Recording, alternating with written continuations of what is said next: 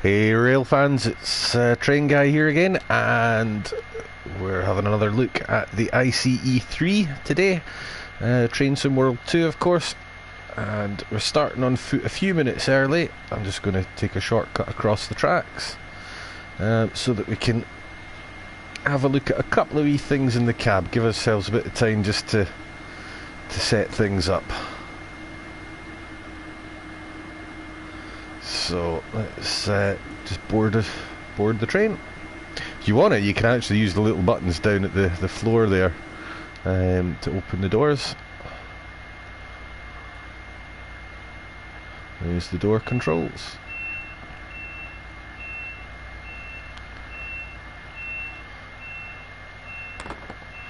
So we've got about 5 minutes to go before this train's due to leave.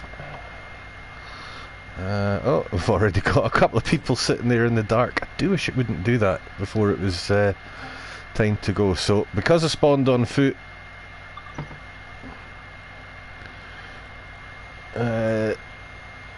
we can take over the service here. So, a few things we need to do before we're ready to go. Let's pop the cab light on.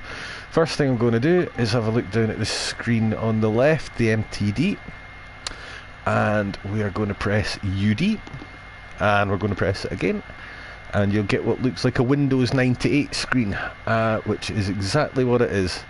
You want to click on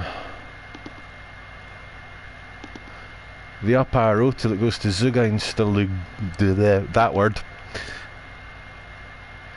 It's now changed over here to say Nicht einsteigen, which I think literally translates to do not board, but we're going to Coln. Yeah, we're starting at the Aachen end. So this is the Frankfurt bound service. So lock that in. UD to go back to that screen again. And if we just pop outside, what should have now happened, there you go. Your destination board is now started up. So with 2.5 minutes to go, we've still got bags and bags of time. Hello Tommy, how we doing, mate? Long time no see, good to see you. So, other things to do on this screen here, very quickly. I shouldn't have come out of it yet. Button 5, button 5, button 0. What did that do? Ta-da! And Train Guy said, let there be light. And then Train Guy said, go away. That's cool, I love doing that. Although I think they leave it unopaqued for a lot of the time. These seats, I think at the front, are sort of angled perfectly to peek over the driver's shoulder out the windows. I'm going to re-opaque it.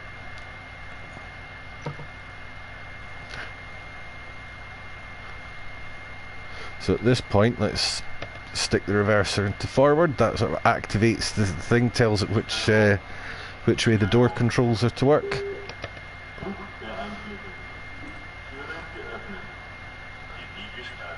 And then it'll talk to you in German for a little while. But that's fine, doors are open. You won't see any activity up here until 7:40 when the activity starts proper. So other stuff to do, I need to find the wiper controls, I need to remember where they are. I'm good, thanks Tommy. Thoroughly enjoying the new game, it has to be said. This is the shot in the arm that the thing needed.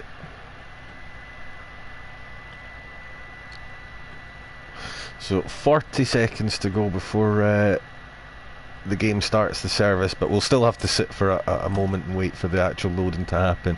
So this cabinet behind the driver's seat, second row down, SIFA, PZB, LZB. Lovely. And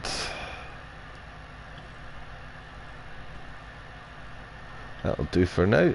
Oh yeah, there was always going to be. I think we all kind of knew that was going to come, but I've not actually. I did find one that was kind of really annoying. I tried to do a thing on Sandpatch Grade and couldn't get beyond the first half mile because of a train parked on a junction. But I put my thing on the forums for that, reported it.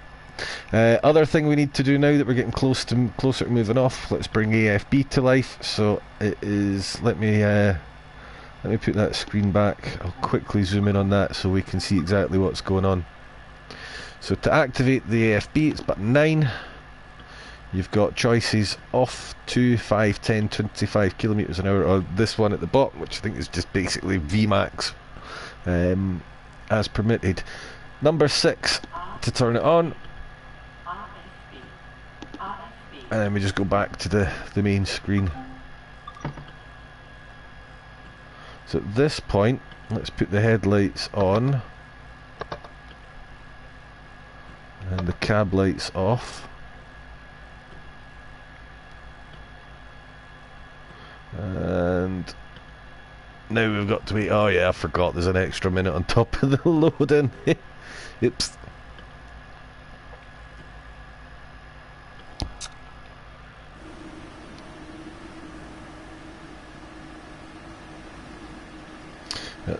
That's how you get the lights on and the boards and stuff working.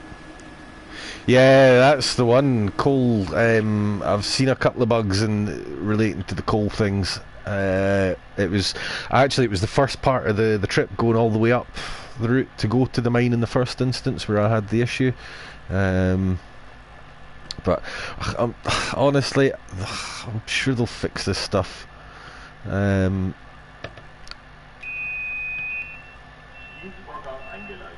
I'm seriously struggling to find too much to get pissed off about with this. I'm really enjoying it on the whole.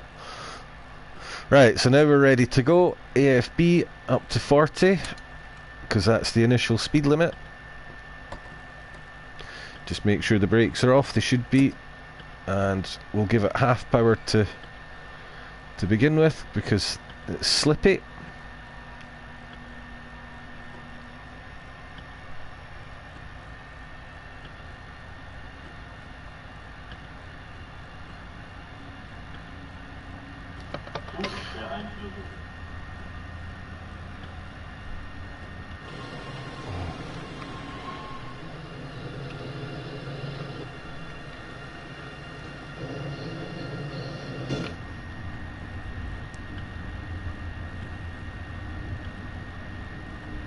So this is starting at the slower end of the line. Oh, it looks pretty good in this sort of conditions. I like this.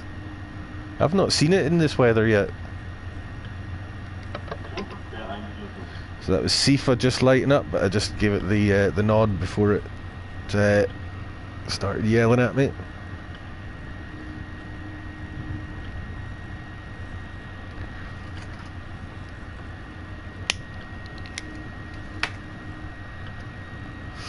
So we're under PZB control at the moment, even though LZB is turned on. This thing down here, this blue B on the screen, oh, there goes the Zifa. Not straight away, mate. There is 250 kilometers an hour coming up, but we're at the slow end of the line, so now we can go up to, just check PZB's released us, that's fine. So increase to 100. Don't worry, man, it's not long till we're on the fast stretch, though.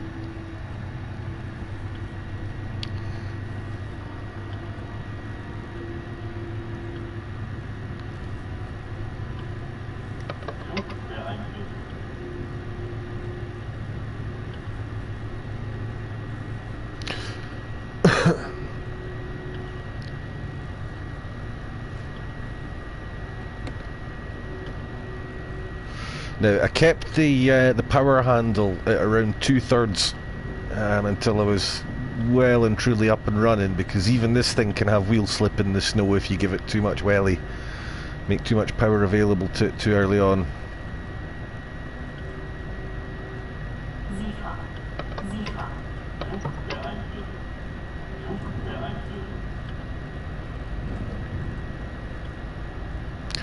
So now we're up, can increase the AFB to 120. I'm going to use I will be using the keyboard occasionally as well. It's R to advance AFB, F to reduce it. You'll see there we go, you'll see the red chevrons next to the speed down in the HUD there. I was getting a bit of slip. It was just struggling for traction on these rails.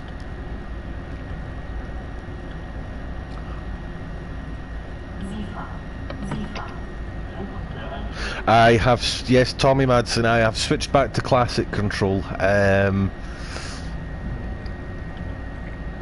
know that opinions divided on immersion control. I'm not going to crap all over it. The simple fact is I'm left-handed, so I find it much more comfortable to have the cursor where I can control it with my left thumb.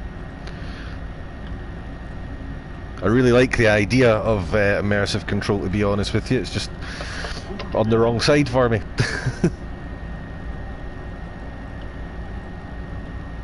There are one or two features that you can't access with immersion controls, I think, that would annoy me slightly as well. I've said that and I now can't remember what they are. That was brought up in a stream last night.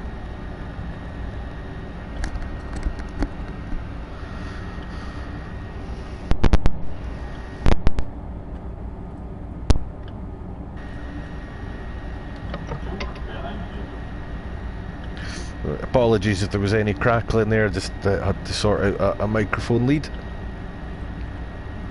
A few people said on the stream yesterday as well that they were going back to classic, or they were not intending to even try immersion, but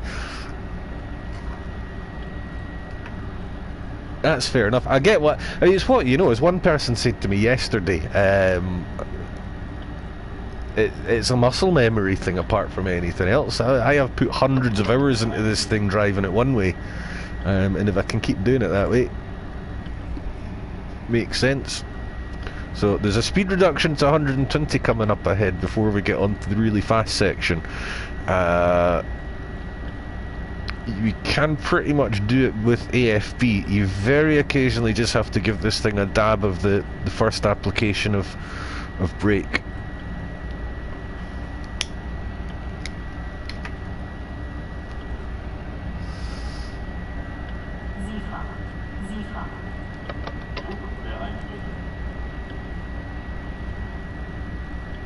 Yeah, the training thing, you can, a couple of them you can override it. I believe it has caused some problems for some people. There's a couple of them where changing the camera view, the internal camera view is required, but there isn't an obvious way to do it with immersion control.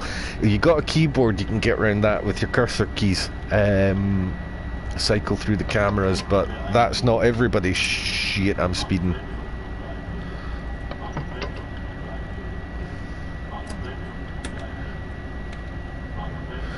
Too busy talking, right? That's not happened for a while.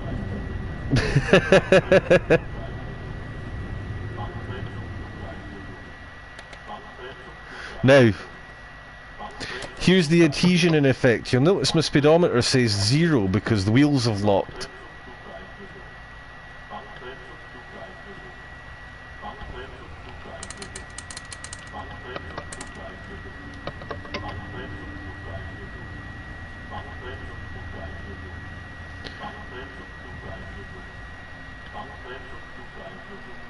There we go. So we'll bring it to a halt. Let's just release the PZB.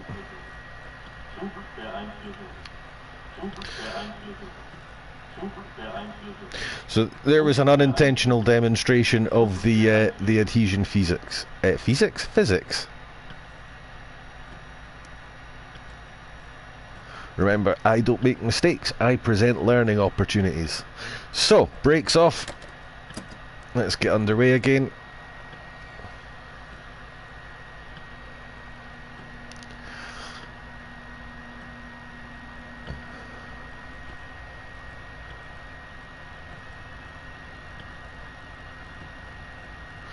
Now, that brief stop there should also negate the issue of signals on the way into Colne, because we are actually following something along the line.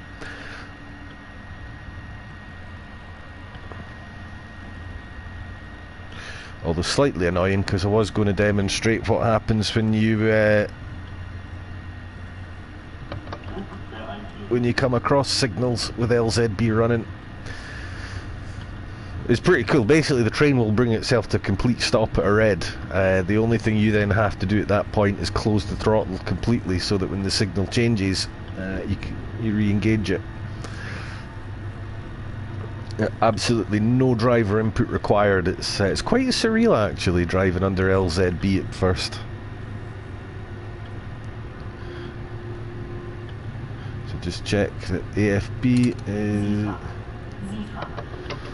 restricted to 110, because that's what we're going into.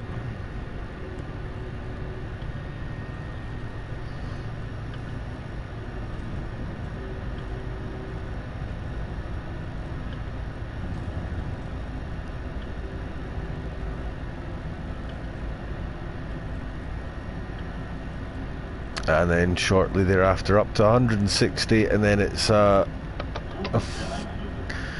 not too much further till we hit the proper high-speed section.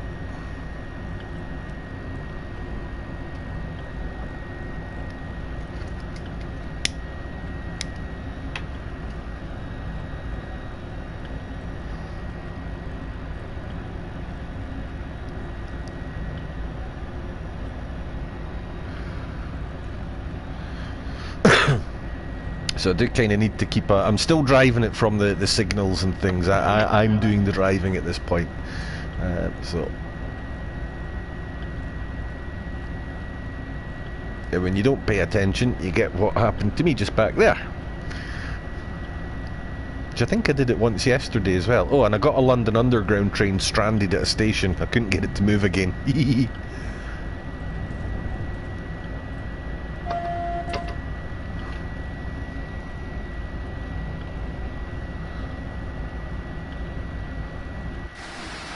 Hey, Samson! Good to see you again, man.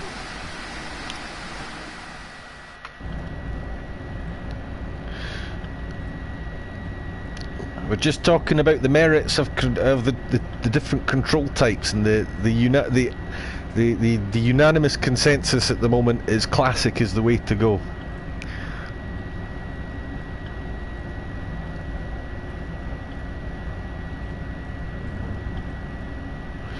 So we're going on to the 160 section now.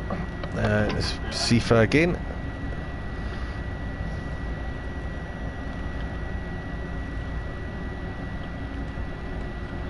So let's just get that AFB cranked up.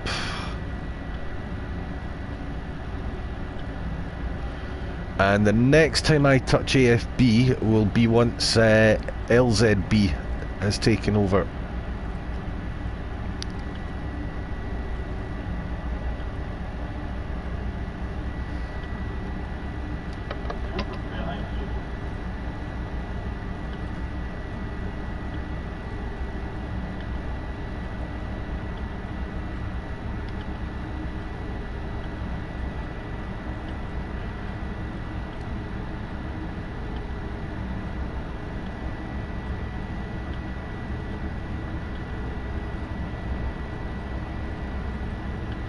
Ah, superb. So you've got it now, Samson. What do you think so far, mate? What's your first impressions been?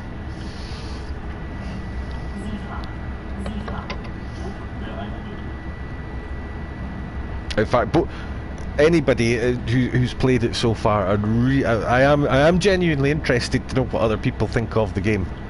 Clearly, I bloody love it, even with its all its warts and blemishes.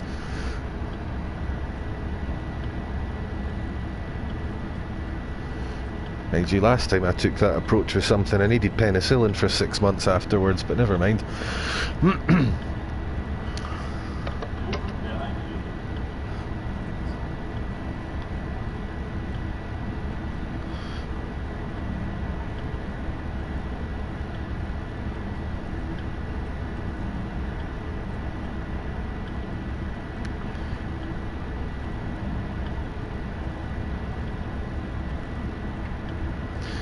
Don't think it's very far to go now before we should be making the changeover.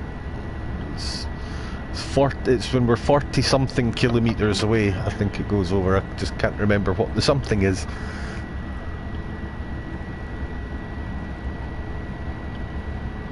Yeah, no go back. I uninstalled the original, or 2020, last night to make way for something else on my hard drive, because I thought I'm probably not going back now. And just before you joined us, I did a demonstration completely on purpose and intentionally of the adhesion physics. And little things like that are just going to make it so difficult to go back. Vigilante891, hello, welcome mate. Nope, I'm playing on an OG PlayStation 4 from launch day. I'm amazed you can't actually hear it in the background. If you think you can hear an air conditioning unit, that's my PlayStation.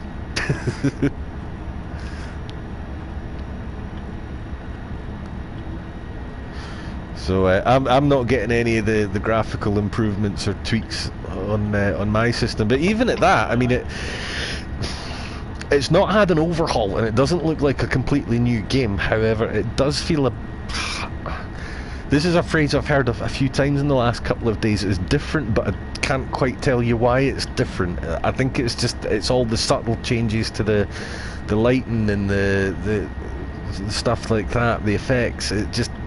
It's the same, but it's not the same.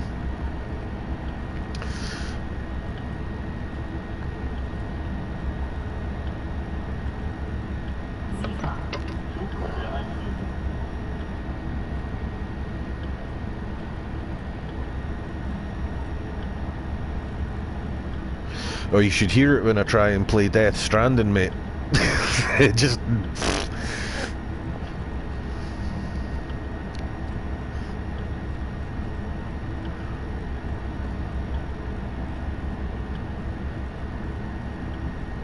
Right, I thought I would have come up against the LZB thing by now. Maybe it's a bit further along than I thought.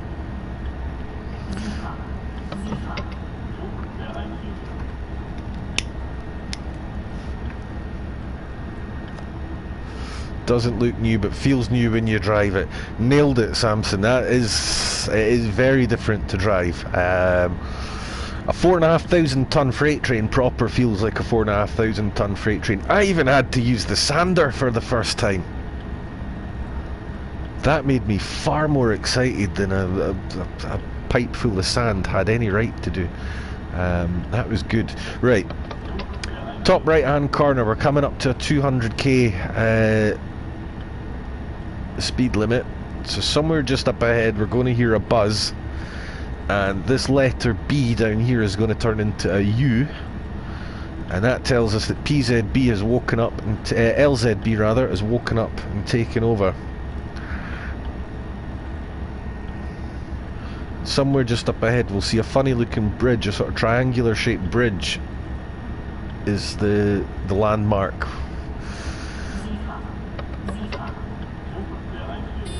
There, we just passed the LZB sign. Buzzer went off, we've got the letter U. Just round this corner should be that bridge I mentioned, but we are just going to pop the AFB lever into the top position. Even though we're still at 160, LZB now has control of the train.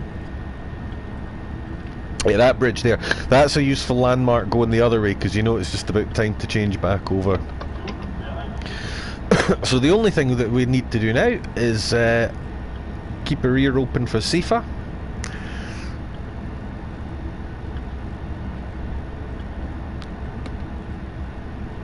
We'll put the power in all the way. I didn't have it at full power because that can give you adhesion issues in this weather.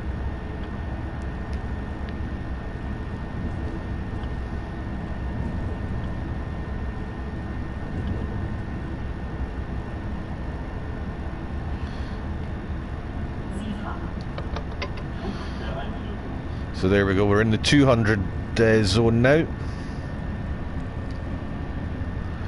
And of course 200 kilometers an hour is plus minus 125 miles an hour, so that's effectively the TSW 2020 speed limit.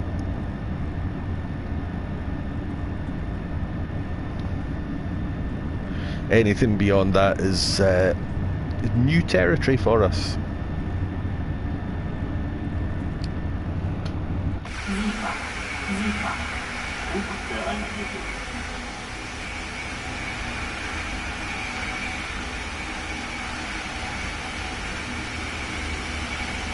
See if we can get in.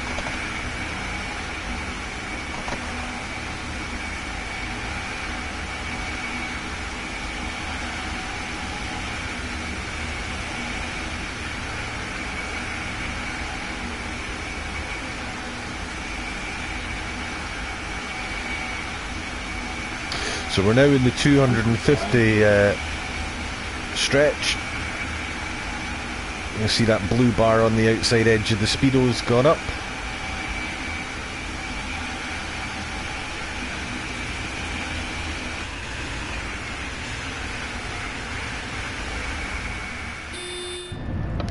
I'm not going to try and catch it up with the camera either, because above about 220 is actually going faster than you can make the camera fly.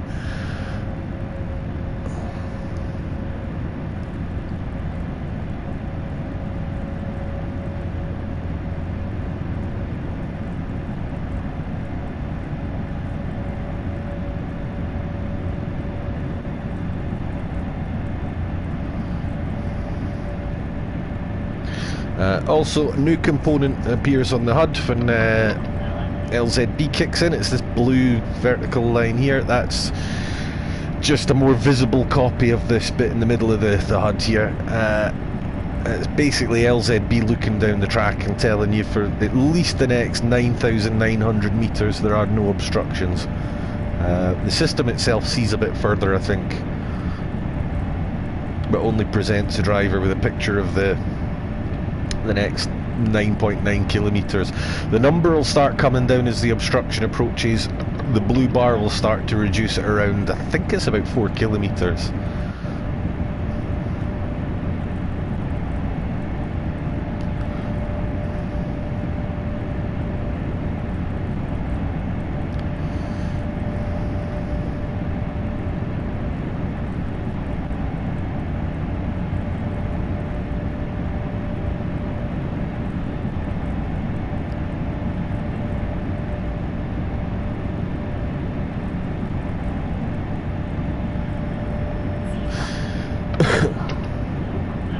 Yeah, thanks, Samson. I've been playing about with the swap over with mixed results. I think you have to wait until you've actually crossed over into the PZB zone as well to do it. I think I was maybe going a little early with it.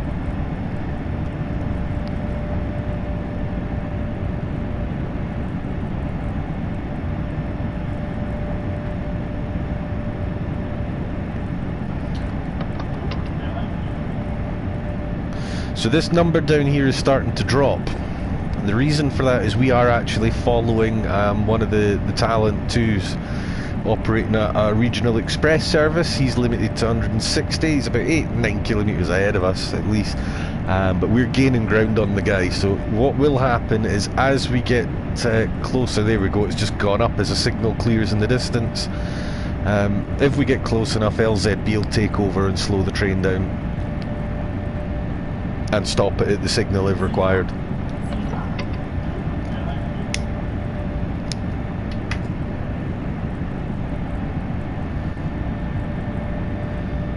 That's our little unplanned stop earlier might have put the kibosh on getting a red signal.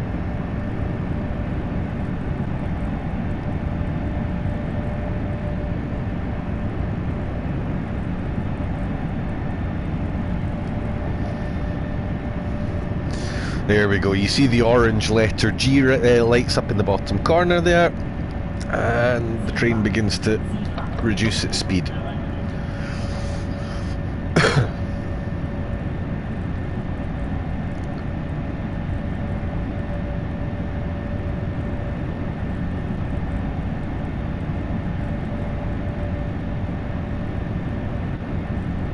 I forget what G stands for, but it basically means we're in or we're approaching a braking curve kind of thing.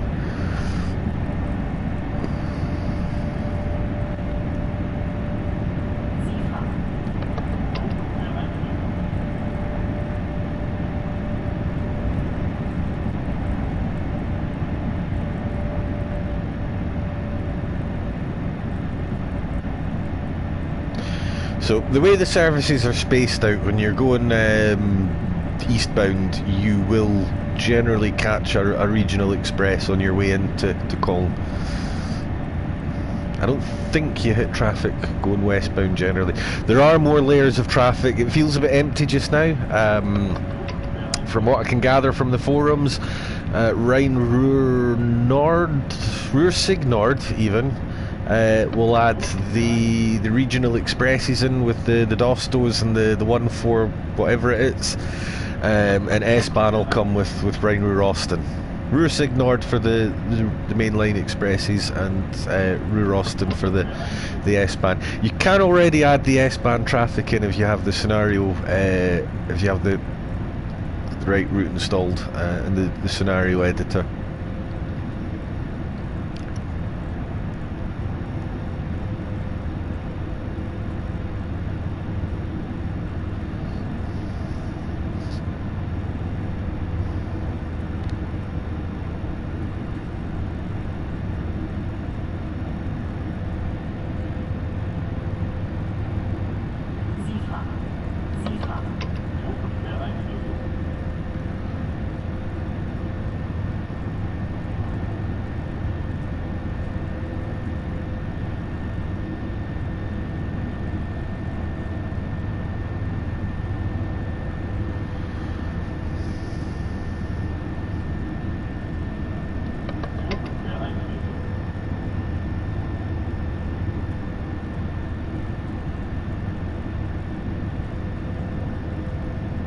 Right, I think we're good. When I drive with 2 diesel electrics, do the generator stuff has to be on in the trailer one? I don't know is the honest answer. I've done a couple of runs up and down Sandpatch now without going and turning that on. I thought that had to do with its connectivity to the drive, like the driver being able to operate it rather than the train being able to work as a slave unit.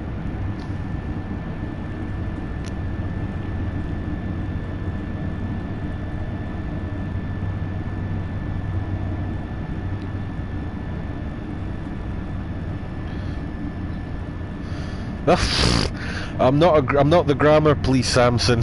It's all good.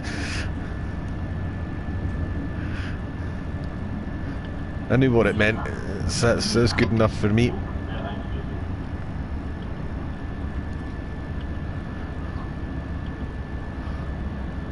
There's enough grammar Nazis on social media without me adding to it.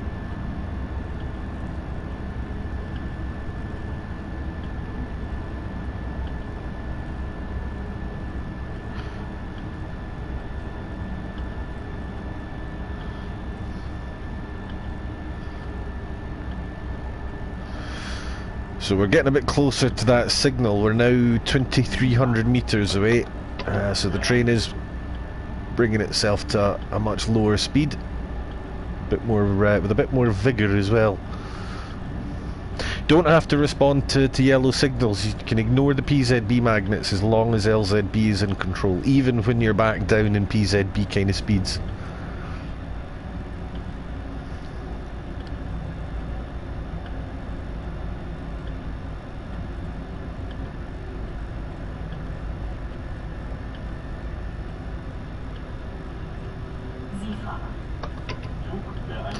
Again, only thing you need to acknowledge is Zifa.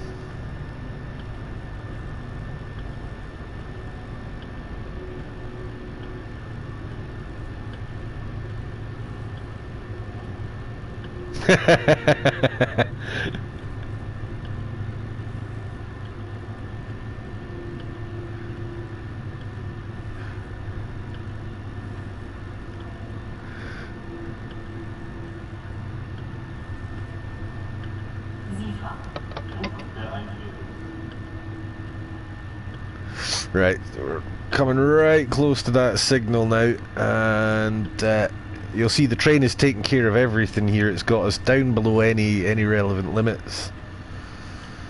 At this point, just get the power lever ready. If the train comes to a halt, we do need to cycle the power lever off then back on again to get going. But if the signal clears before you reach it, it'll just get going again. I'm not doing anything except altering the amount of power that it can draw on. It's doing everything else itself. I think if we give it full malk at this low speed, we might get a bit of wheel spin.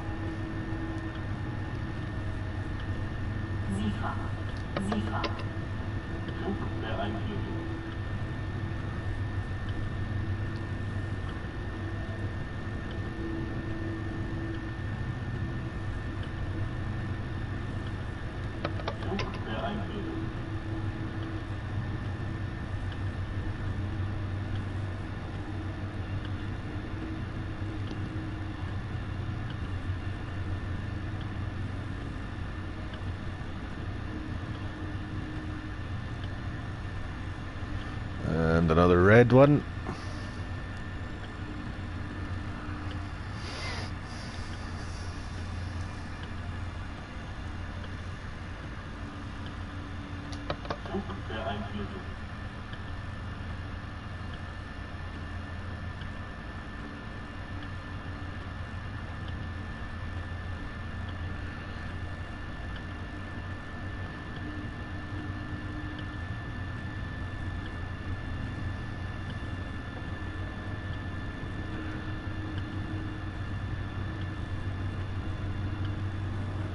We're not that far away from the end of LZB.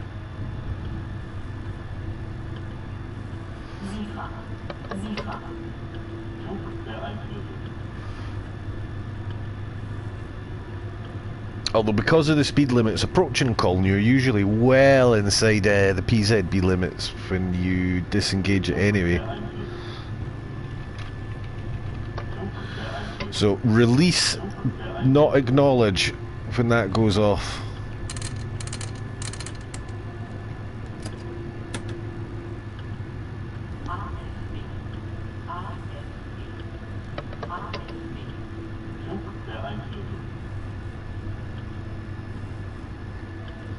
I think we have to wait till it actually clicks over for it to work. I'm not... everything's off.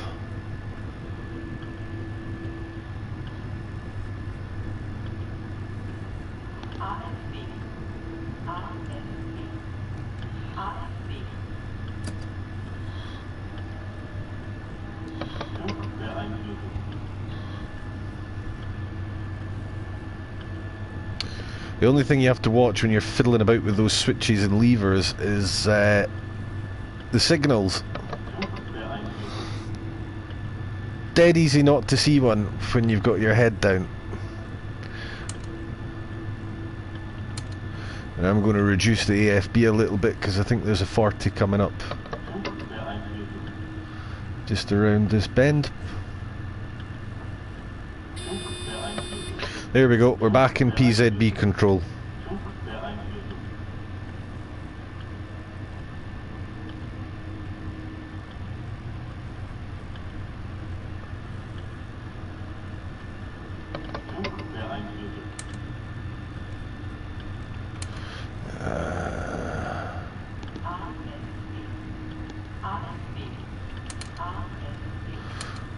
See, I've buggered it up again because I've locked myself out of AFB. I think I need to do this.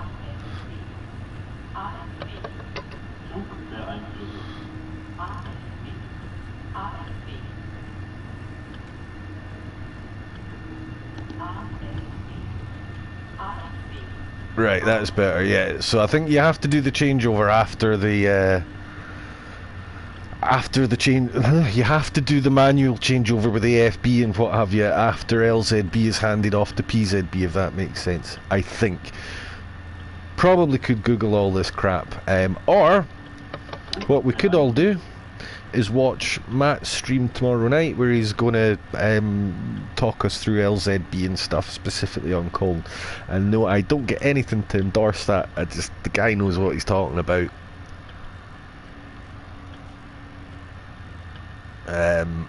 probably worth a watch.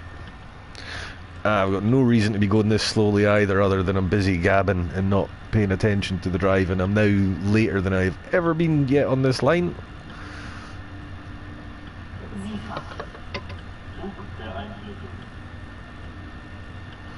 So what we'll do is we'll quickly turn it round so I can go through the passenger information and the lights again. I say turn it round, I'll need to do another spawn it back in another service again, and we'll have another crack at doing the PZB changeover going west. I think it's a bit less stressful going westbound because you're out on the open line. You're not trying to manage a station approach at the same time. Sure, I'll find another way to screw it up though.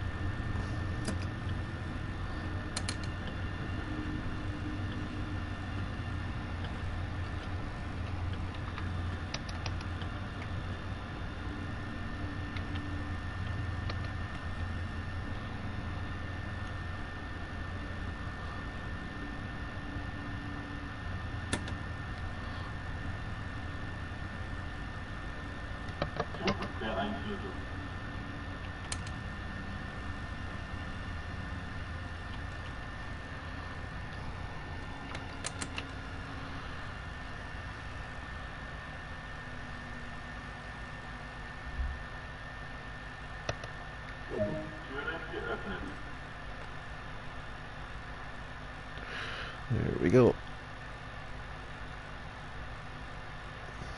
Let's just put the brakes back to 1B, which I think is sort of the standard Holden brake on most of these things.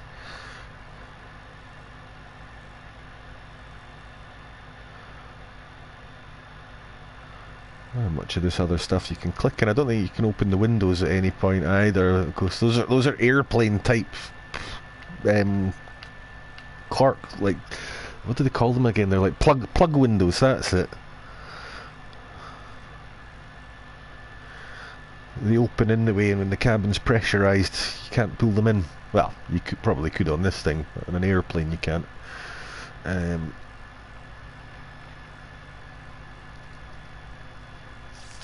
Let's wait for that wee bar to fill.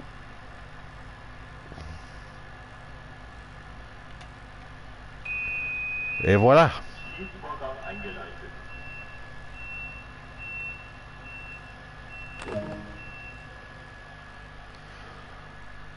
Nice.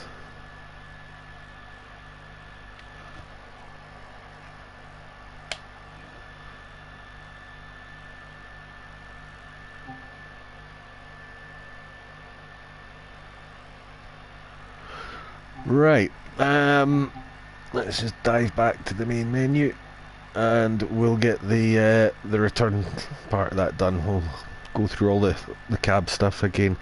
Ian Whalen, hi mate, welcome to the stream. Mastery challenges, I'm going to be honest with you, I gave up on those because I could never get the damn things to work properly. A lot of people had problems with them, I think, myself included. And I'm not sure it's actually live. I don't think it's live on Train Sim World 2 at the moment. Just make sure you're signed into Dovetail Live, and in theory it'll track everything on Train Sim World 2020. In practice, it might work, it might not. It was something that was never fully functional for everybody. Let's just check the times. I'm not going to jump straight in the train. I'm going to first of all go for a quick whiz, and then I need to check the times for going back the way.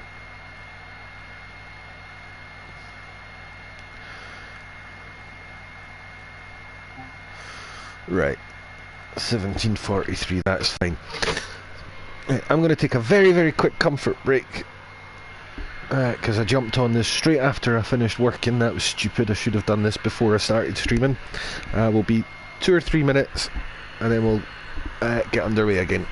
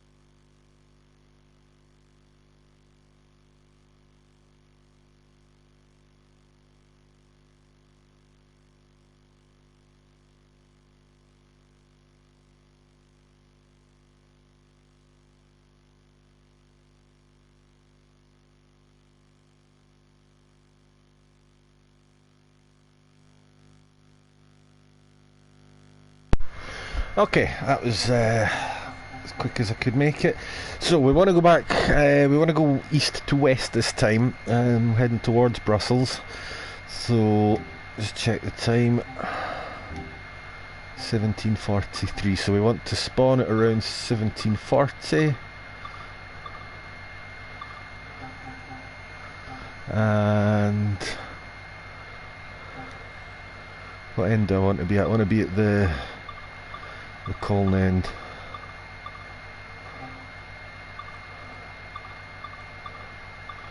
Crap, is it 17:30 or is it 7:30?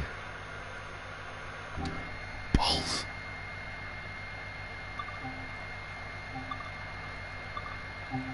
I should really have a pen and pencil, a pen and a bit of paper next to me. 17:40, right. I want to spawn in. I think if I spawn in at 17:35, it's going to be too early. I think they spawn in 5 minutes before they're needed. No, what am I doing?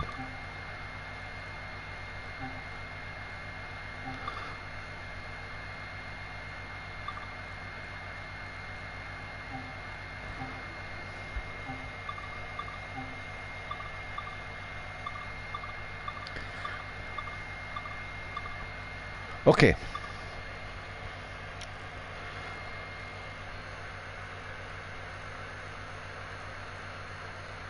No worries, Ian. The best thing to do is to drop Dovetail a support ticket and then join the back of the queue, because about half the people playing the game could never get the thing to work, to be honest, man.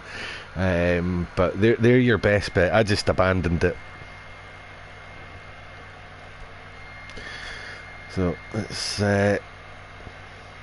oh, more new people or new viewers to this particular stream, even if you're not new to the stream. I knew what I meant. Chris and Thomas Madeira, welcome both. We're I want to be facing west, so I'm just going to take a quick run across these lines. Naughty naughty. Spawning on foot so that I can do a quick cab setup type thingamy here.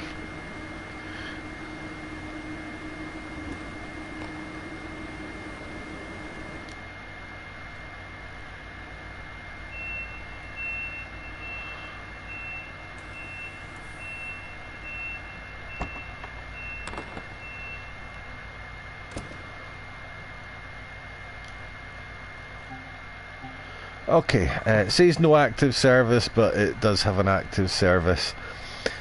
Right.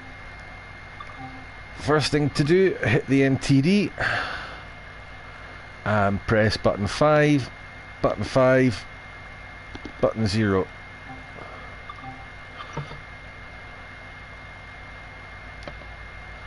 That turns on the saloon lights. And then we'll opaque the window. While we're on our feet, we might as well do this cabinet here. CIFA, BZB, LZB.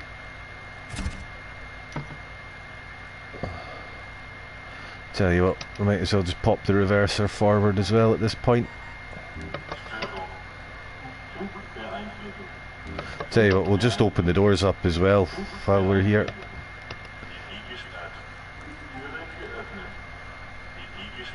We've got about 2 minutes before we're due to actually leave the station. Plenty of time. So back to the MTD. The next thing we're going to do is set the destination. So you press UD. You press UD again until you get to this Windows XP looking screen. That's because it is an XP looking screen. Zugainstellungen will be highlighted. Manage that one this time. Click E to activate the mode. And then you'll see here a blank space, and below it is what's currently on the passenger information boards on the side of the train. We are going to Brussels, so just select your destination, click E, and that's it locked in. Press UD again to get back to this screen, and we might as well just set the AFB up really quickly while we're here. So into the AFB screen. And you want option 6. See along the bottom, each of those buttons corresponds to an item on the list. It's the last one on the list, number 6.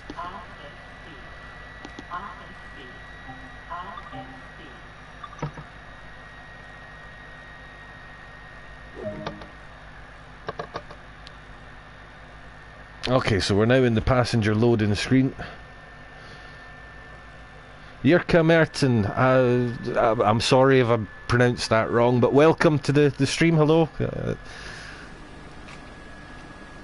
So what I just did there on the Windows XP looking thing was, if I can find one,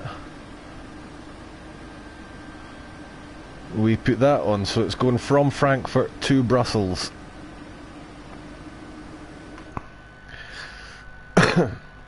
Once the doors are, once the passengers are loaded, we'll have about 1 more minute before we get underway.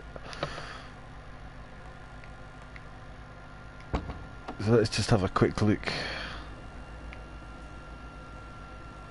So yeah, we could close, if I close that door. Oh, where's the click spots? Yeah, so you could. I've got the window opaqued on, but sitting here, you can actually see sort of out the front of the train, which is kind of cool. Right, actually, we've only got 45 seconds, so we should probably head back for the cab. Tell you what, we'll turn the opacity off though, so anybody who sits in those seats gets a nice view.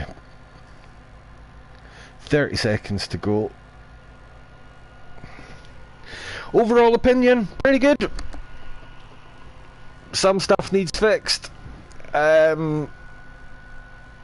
think Sandpatch Grade's got a few problems surrounding the coal hauling services in general, but there's plenty there to keep me going until that gets patched. And with what's on the roadmap and stuff, yeah. Overall, my impressions are good. Right, so we're good to go now as well. So now that we've got the doors closed, let's just put the AFB up to 40. Brakes should already be off actually, and we'll just give it a bit of power.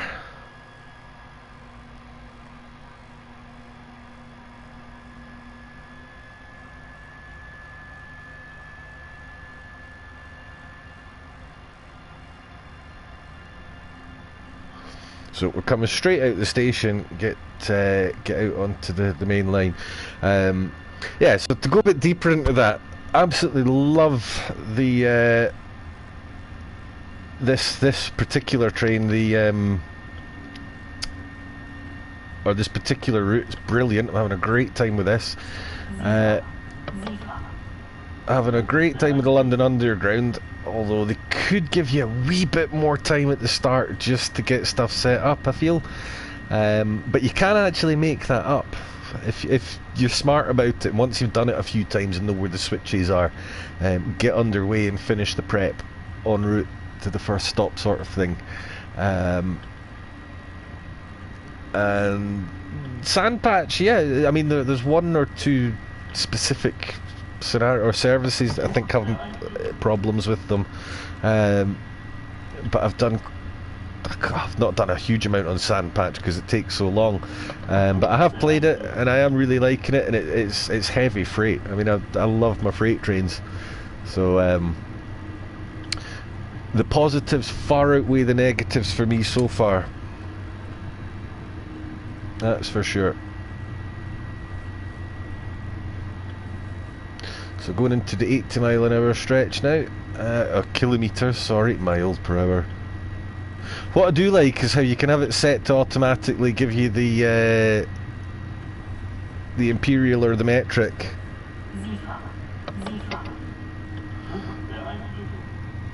You can have it set so it just gives you whatever is used in that country when you start up. So little increase to 80 now. I am driving, although LZB is turned on, we're driving under PZB at the moment. LZB is sort of asleep and waiting to be called into action, which happened just there. You hear that buzz and the letter U springs up on that thing at the bottom right. At that point, just whap the AFB into the forward position. I just did it with the keyboard there, but you can see the lever there. Just stick it up to 330.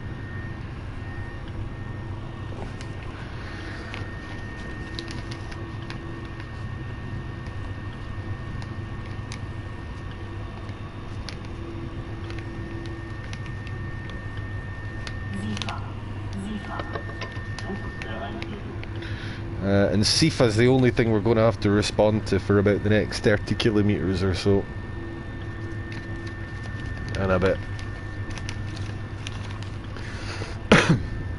Yeah, I mean, set-up time, it's not as if it's a new problem, put it that way.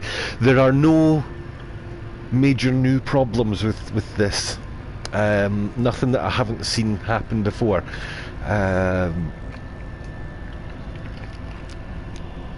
And a lot, some I don't know if they've made some stuff like loads better, they've tidied things up.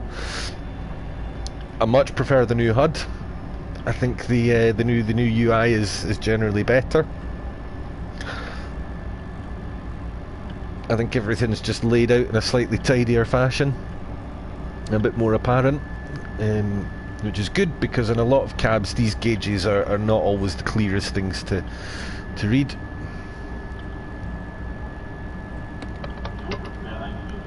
What I've yet to have is a train just pop into existence 2 feet away from me as well at high speed. That looks like it's a bit better.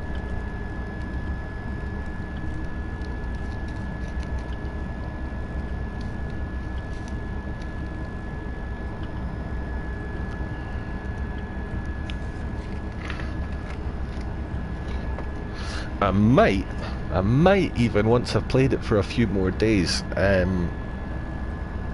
go and scribble something down and stick it up on the forums as they were asking people to do in the stream.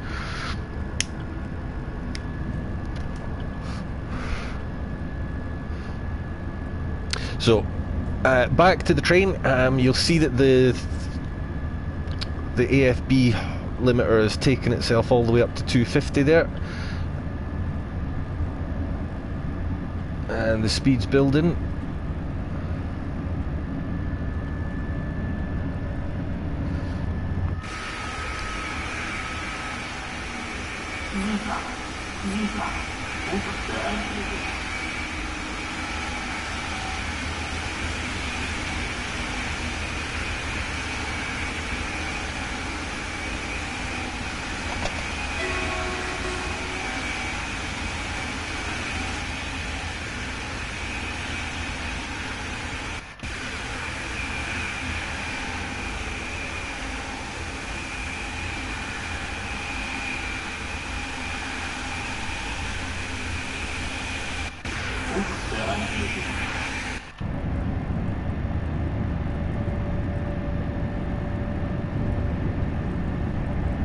It feels proper fast when you're in the cab. Apparently so. I think on consoles though you notice the difference a little bit less. Dovetail claim there are. I can't say I've ever actually stopped to count them. I've not done a huge amount of running on the London Underground, which I suspect is where you would probably notice the biggest difference. And you can't, the external cameras, they're not as easy to get to in the tunnels anymore either. I know why they did that though, because it used to be a horrible thing when the cameras clipped all over the place in the tunnels. I'll be honest with you, I tend not to be spending a lot of time looking out onto the platform and things. Just the way I play the game, I spend most of my time in the cab with my head down.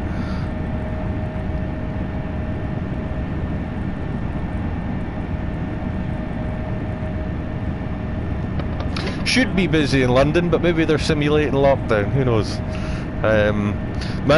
Difficult to say on the fan speed issue, Chris, whether Train Sim World 2 makes the fan run particularly hard or not. Just looking at my PlayStation these days.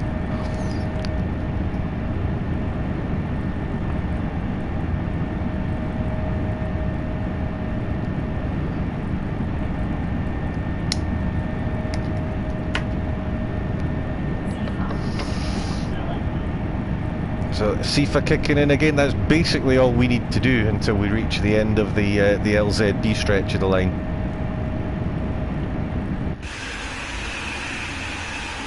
Because it's snowing, you can actually see that little black line in the middle of the track there. That's the LZB cable. It's passing information to sensors in the train so that the train can effectively see I think it's about 10 miles. It's about 15 kilometres or something down the track.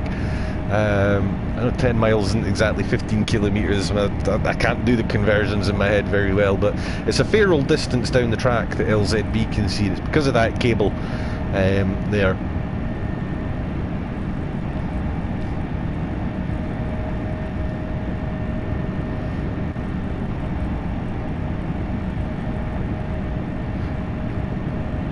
Presumably cable theft is not of the same level of problem on these railways as it is on ours.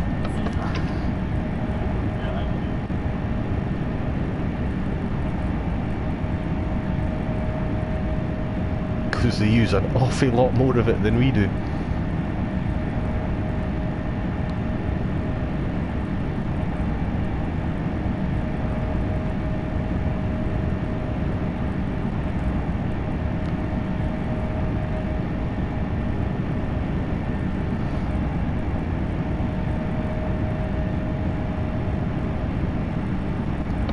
So the westbounds are fairly chill because you don't run into the signals on the high speed section either. The updates. Waiting for the update so you can go to the restaurant car and buy a whiskey. Well, there's a point, I've got booze in the fridge. Nice.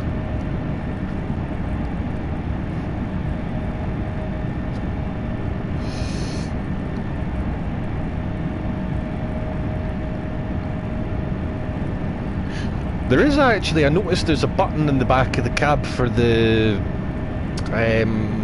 new American one. Is it the ACW 4400 or something it's called?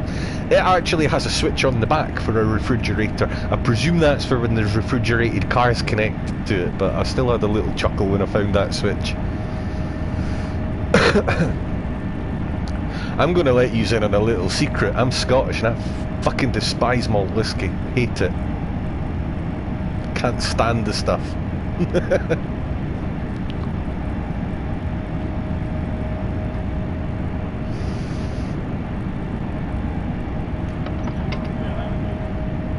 There's no need to apologise, mate.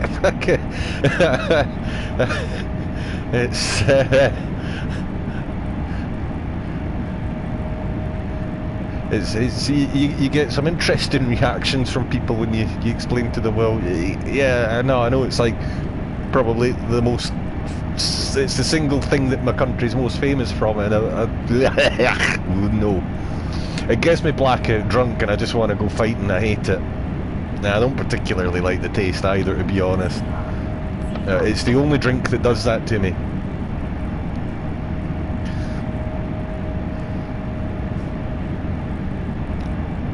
Oh, your poor friends. Nah, I'm kidding. Here's a lovely place. I haven't been through there for a while, but some cracking beaches through that side of the country.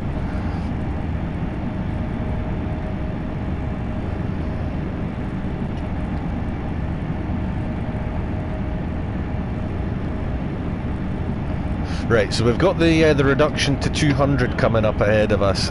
We don't need to worry too much about it because the train will handle that change for us, but it does mean that we are coming up towards the blunt end of the high-speed zone.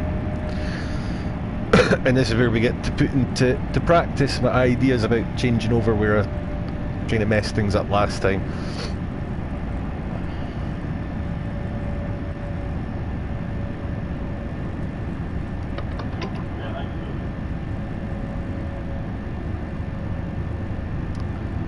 So I'm still not even looking at the signals, to be honest with you, because at this speed it's irrelevant, and the train's doing it all anyway.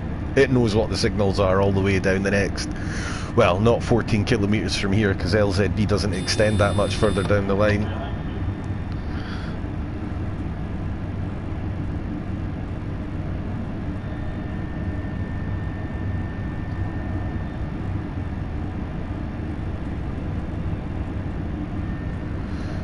Beaches are nice, town centre gone down a bit. Well, I mean, come on, that's loads of town centres. Prestwick's great if you're a plane spotter, because there's an air base there as well. Or there's not. There's a military airport. There's a military terminal at the airport. More accurately, I don't think it's actually an Air Force base. So I'm just going to go quiet for a moment while I concentrate like Fook on this next sequence. So AFB screen pre-prepared, and I'm getting ready for this little light down here will go yellow with the word ENDA in it very shortly, at which point I need to release it, not acknowledge it, I need to release it.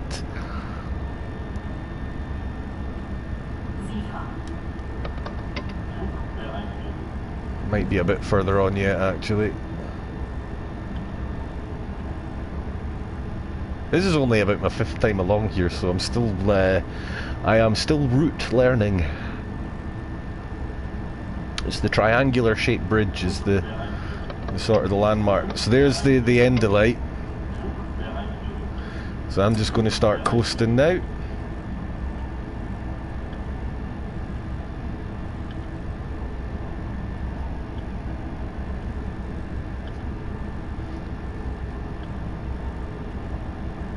And I've got my cursor hovering over the button to turn it off completely when I hit that point.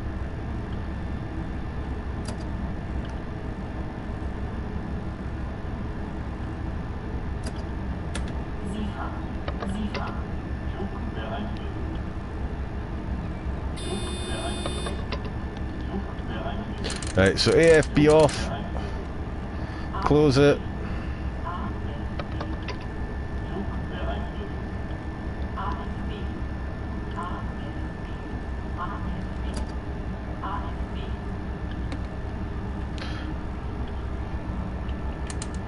Alright, we did it. Painless. Just a bit of a handful of things to do all at once as you're coming into a station, that's all. But a bit of practice should be alright.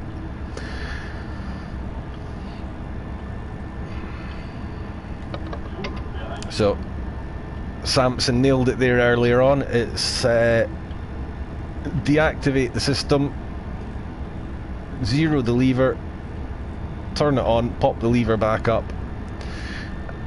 and as I discovered, wait until it's actually handed off to PZB again. Hello Thomas, welcome. We're just having a play about with an ice on some ice here. Badoomch.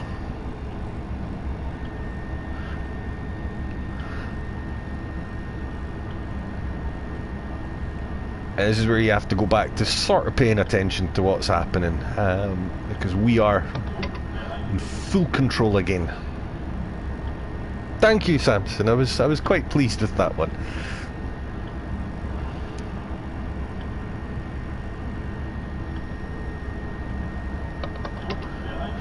Everything about this game looks hard at first, and it's repetition. I think that the shortness of these routes sometimes flatters people like me who play them time and time again and memorise where all the shit is, and it makes us look like we know what we're doing. But yeah, it's just doing it over and over again and getting those. It's finding a rhythm sometimes when there's more than one button to press to get a thing to happen. It's just it's getting it in your mind, the sequence you need to go through, and already running through it in your head as you start doing it, sort of thing.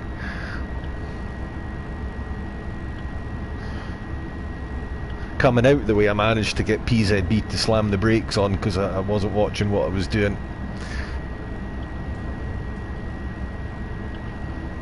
So 20 kilometres to run, and we will not be going back up onto to LZB again.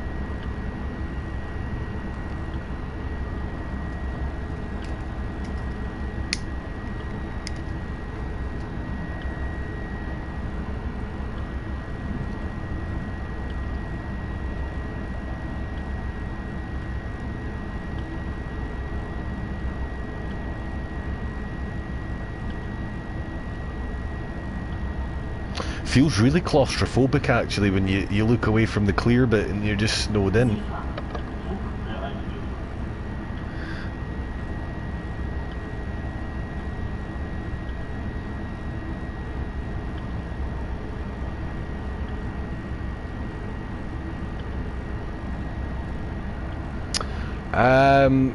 Not bought the game yet, but presume you will be shown how in the tutorial.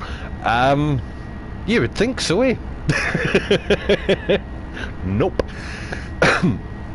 There is a bit in the manual about it that sort of describes the procedure, and I don't think there is actually a... Is there? I didn't do one. Do you know what? I don't actually do many of the tutorials, to be honest with you, beyond this is how you start it and make it move.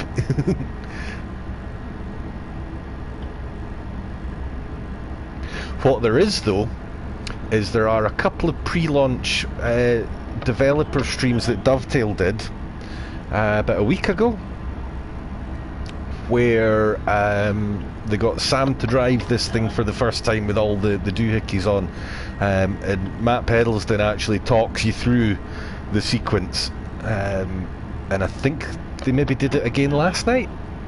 I was busy actually playing the game while it was on, so I was only half paying attention. So there are a couple of videos already that you can see how to do it, and tomorrow night, I've just said his name 100 times. Who am I talking about? Tomorrow night, Matt Pedalston is doing a live stream where they are going to... Oh, I better get the brakes on here because I've been paying hee-haw attention. I think I'm going to need some help from the brakes. Matt's doing a stream tomorrow night, not sure what time, probably 7 or 8 o'clock, where they're going to go through everything on specifically on the ICE3, so they're going to look at LZB, PZB, all that good stuff. And seeing as they're the guys that made the game, they'll be able to tell you way more than me. We just kind of fumble through things on this stream. We, as Samson's just said, we kind of learn together here. Sometimes it takes a bit longer to learn things than other times.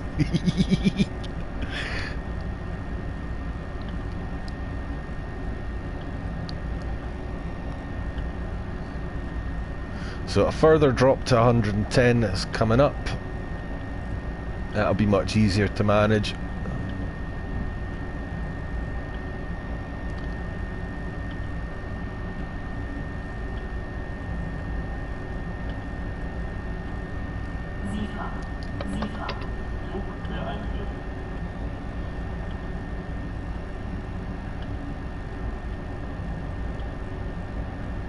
So there's the orange sign warning us we're going down to 110.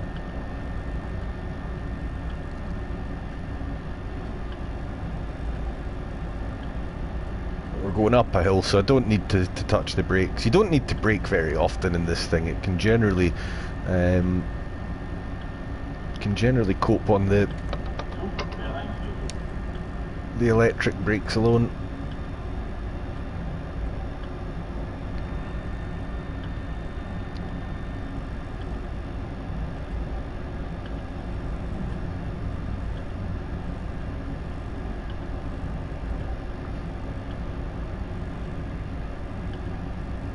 It's funny, even when you've driven a route a couple of times, make it dark and it suddenly seems everything's different again.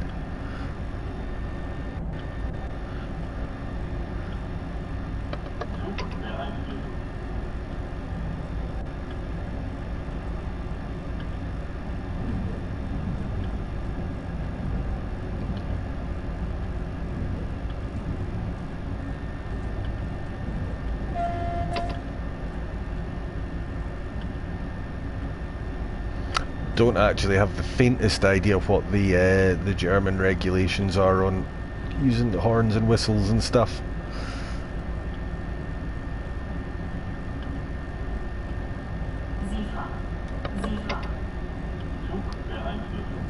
So back into the 140 zone, just let the back end of the train clear it. It's basically a couple of pylons. Pass a couple of pylons and you're good. You've gone far enough.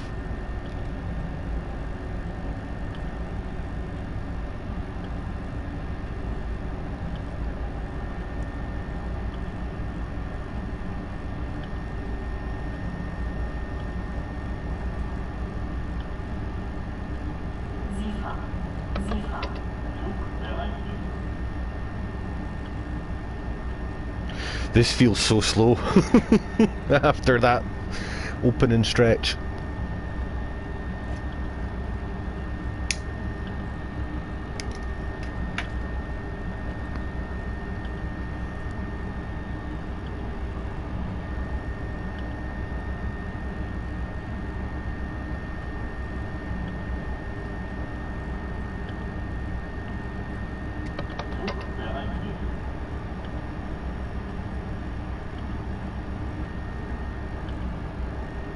At night, as soon as you pass a house.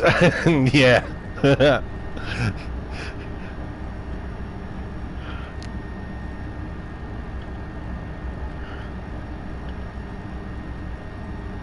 Just keep an eye open for the houses.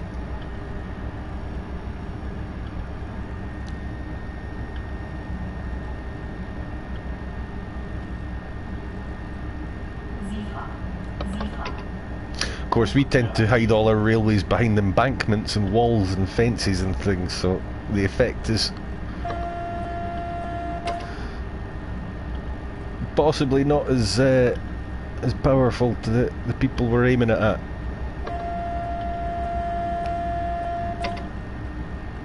I don't even know how loud they are in real life. I don't know what it sounds like on the outside.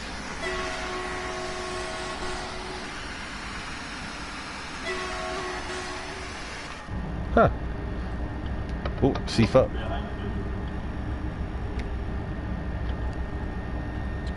Okay, should probably pay attention now, seeing as we're getting ever closer to Aachen. Flashy signal. That's probably for the 120, but we'll just keep an eye on it as we go past.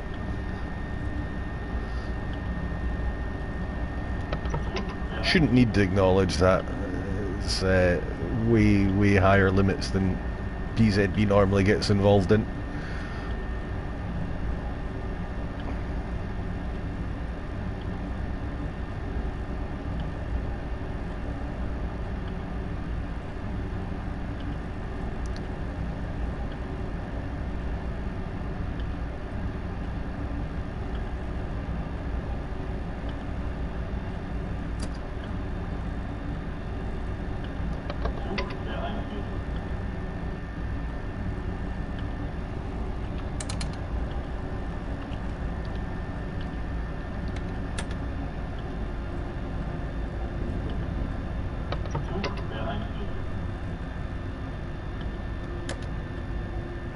And what's that telling us to reduce to? Oh, 40.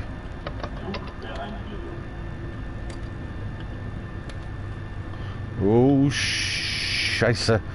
Okay, so the hang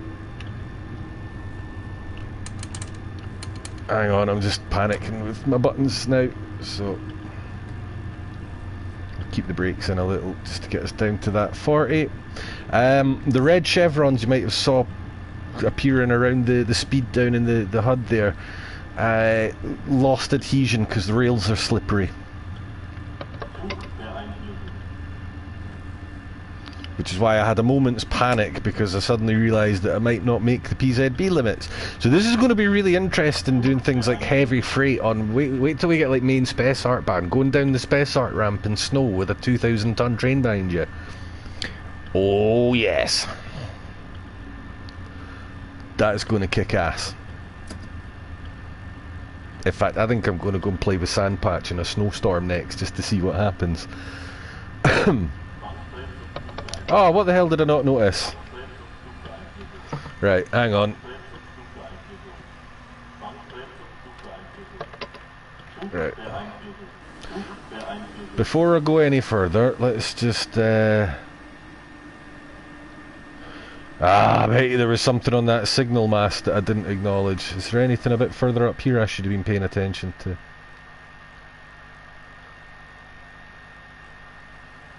That's just a milepost. Right, I've obviously not been paying attention, and it's gone past something that I should have acknowledged. So we'll just...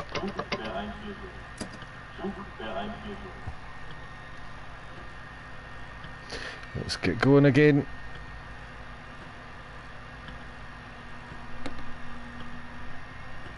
I have made it in here without that happening before, so I need to do this again off stream. See if I can figure out what went wrong there. I'm pretty sure it was. I mean, that was me not acknowledging something. That wasn't a speed limit being broken, because I was below every conceivable PZB limit for mode. Oh.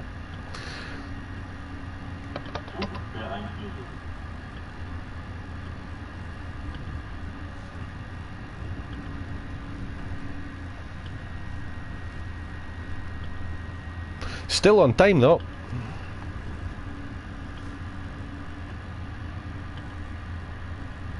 Second one of the stream, mate. I'm on a roll today. Did it on the way out as well.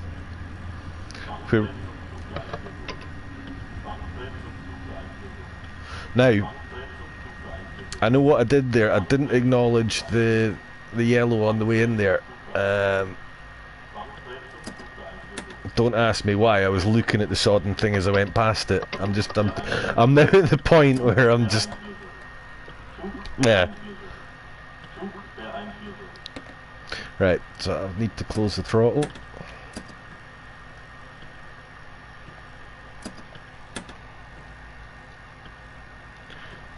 What have I not released it? Throttle is off. Release the brake. Right, there we go.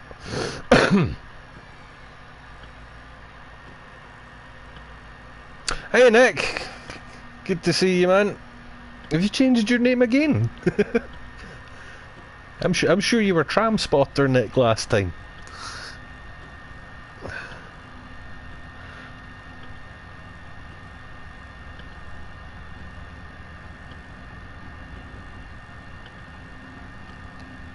Right, I think what I'll maybe do, I was going to wrap it up here, but I think we might take the... What I'll do is I'll make it daytime, and we'll take the talent too, because that stops a few times, and we're going to do it in this horrible weather, and we're going to have a play with the adhesion physics and see just how much of a mess I can make of it on icy train. Train spotter, Nick, that's what it was. But you were going to drive trams, is that right?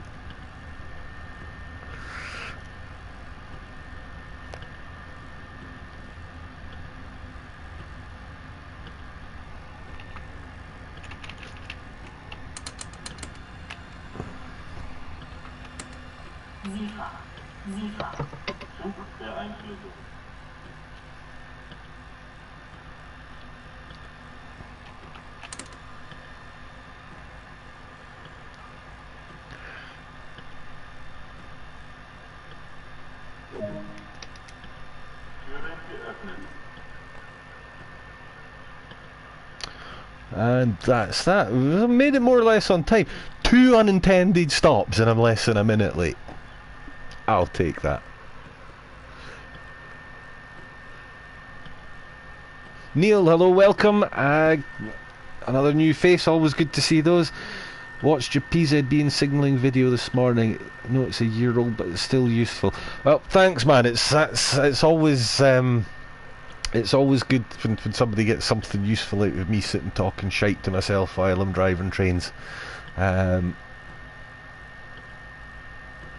you can see if you were watching 5 minutes ago, it doesn't mean that I know what I'm doing with the damn thing though.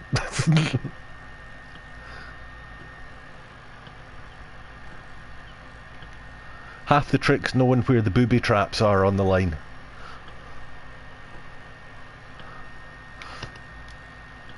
Oh, wrong doors.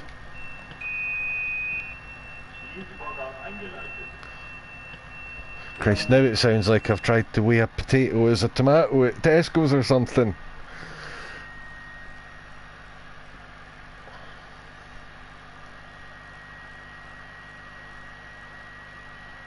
bizarrely, that score's only about 100 different from what I got when I didn't have 2 PZB stops.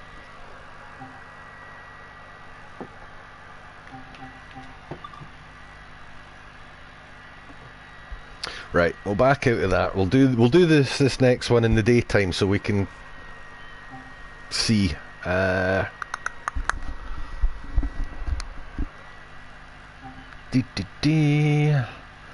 So we'll just go straight into the cab, but we're going to make it snowy again so that we can let's make it really snowy.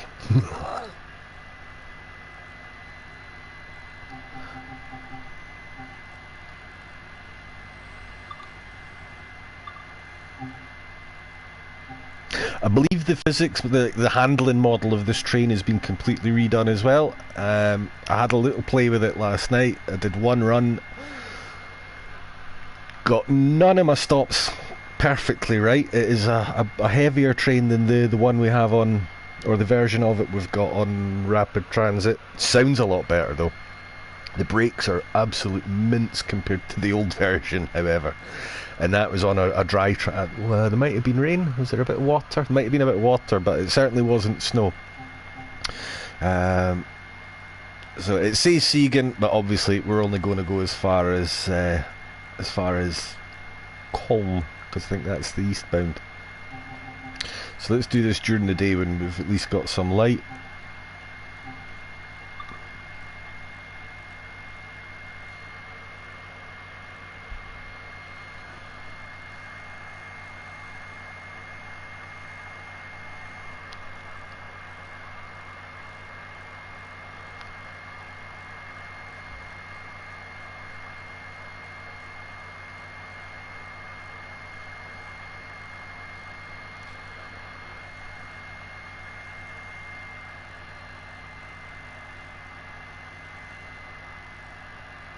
Loading times haven't got much quicker. Right.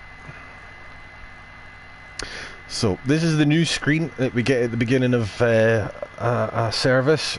A little bit of information about the train, the weight, which is important now, number of cars, and your length. And as long as that screen's up, the thing is in pause. I'm going to reset. I think I just heard somebody at my door. In 2 seconds.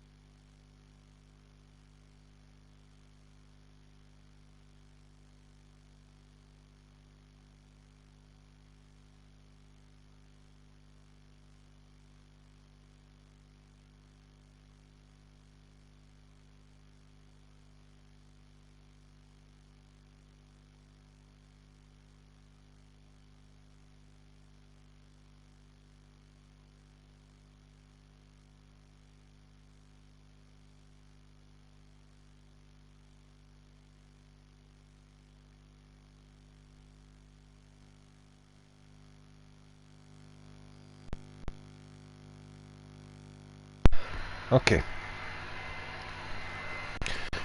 Right, sorry about that, folks. Let's see.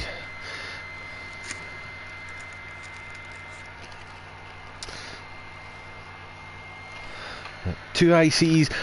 Don't think, Nick, that there is a way to... I don't think any of the services have a joined pair of ICEs. I think you need to do that in the scenario editor, and there might be a scenario that has them as well. I'm not sure. Spot on for speed. Well, that was alright. And yeah, better an intro screen, says Neil, than popping you straight in and expecting you to be at the next stop in 10 seconds. For people that have watched my streams before, it's a fairly new thing for me to actually read a thing out before I respond to it, but I only noticed watching one back last night that the live chat wasn't replaying, so some of the stuff I was saying sounded really, really stupid because I was actually answering people. Now,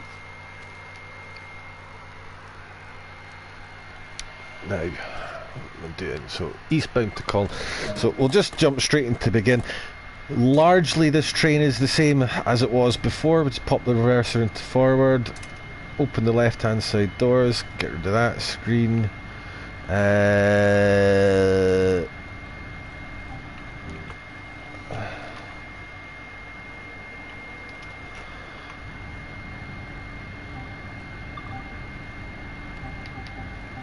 Screen 1. So this is the FIS as per, more like the one we've seen on the what's the word I'm looking for, other trains.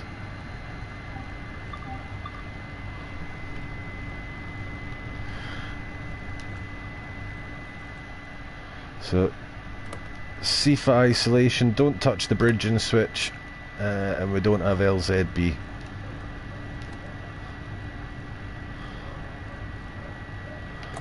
Turn the cab light, the passenger compartment lights on, cab lights off, sander off.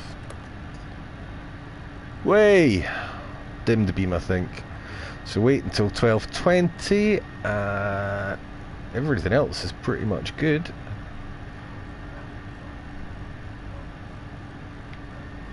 Windscreen wipers, that's what we need to turn on.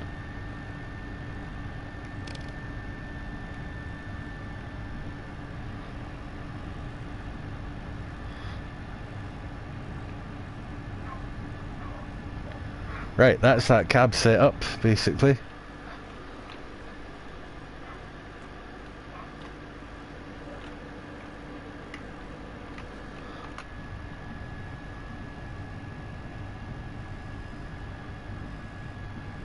Oh, better get the doors closed up, get ready to go.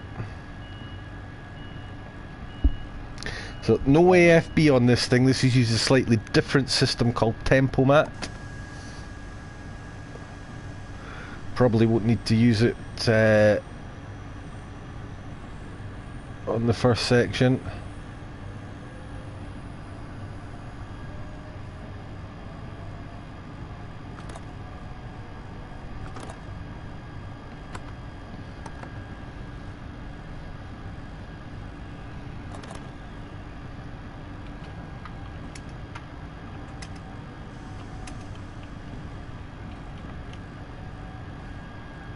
Right, we'll just turn the Tempomat on actually for this wee bit.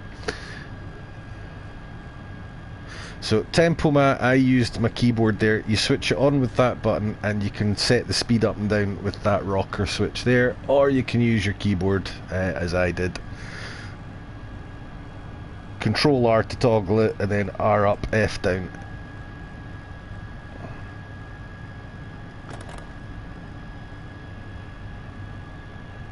So PZB has now released itself, and we're just heading on to the slightly quicker stretching line. I think about 100. Did I see this the limit going by?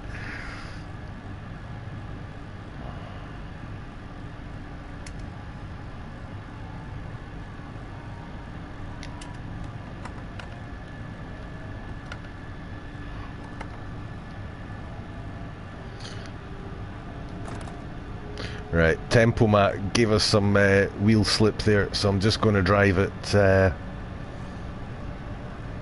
by hand for this section. Tempomat works a little bit differently to AFB though. When you switch it on, it just locks on to the speed you're doing to the nearest 5 kilometers an hour. About to go on to... Oh shit, I'm not going to get stopped in time.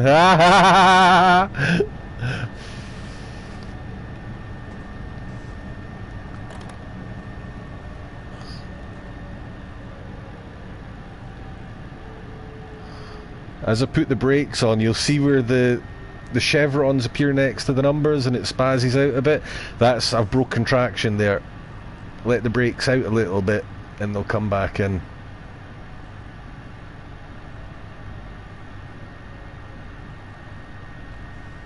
In the meantime, oh, we just made it. That can be problematic if there's a signal right there. Happily that one's in our favour.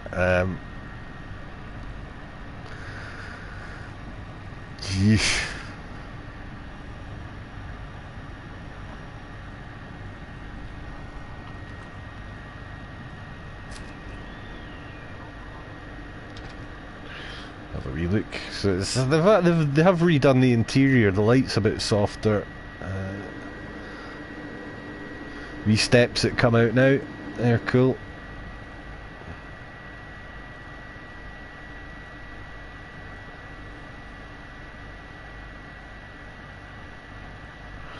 Let's get back in the cab. Oh, I didn't want to do that. Wanted the blind. There we go.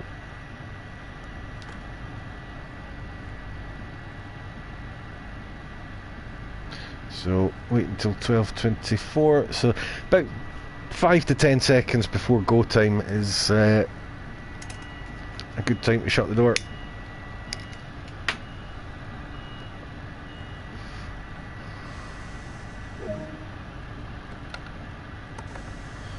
So, next stop's about 7 clicks away.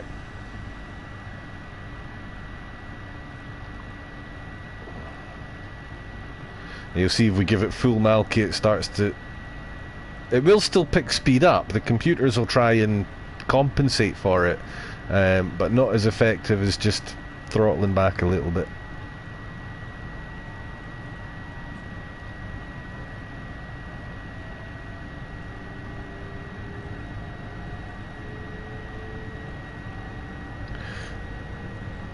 And what I'll do is I'll turn Tempomat on once we get up to line speed.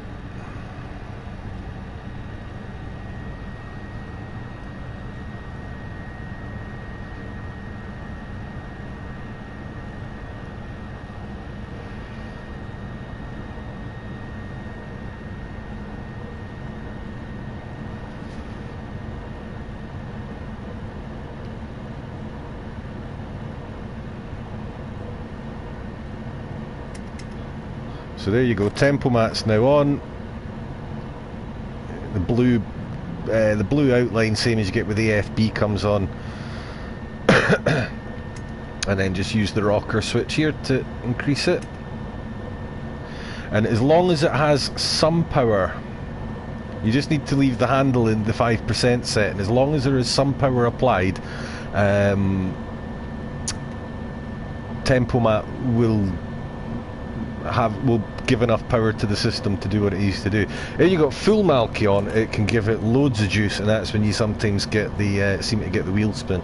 How realistic that is, I don't know, but certainly it's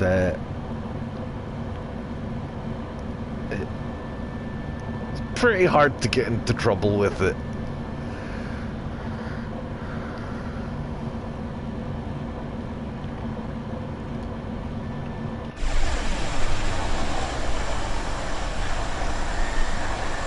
Right, I definitely turned those lights on.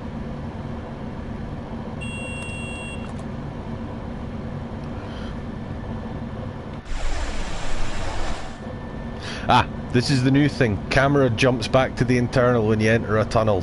I assume that was because it was just so erratic previously how it would behave.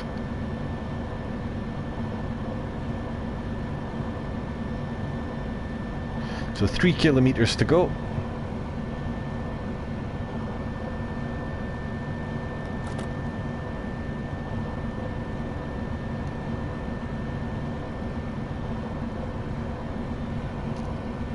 Shouldn't run into any traffic that's going to slow us down.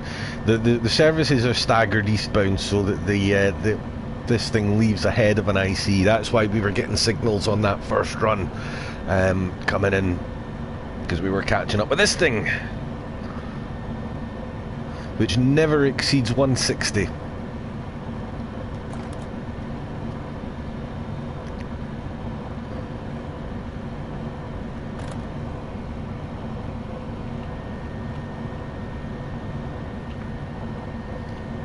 So Tempomat will slow you down much more effectively, as you can see there. I used the keyboard to reduce the Tempomat setting to 120, and it just straight away.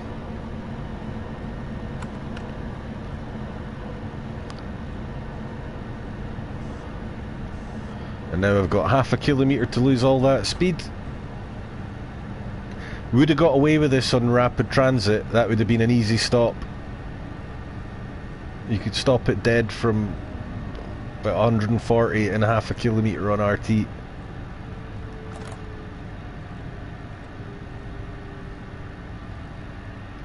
Nope.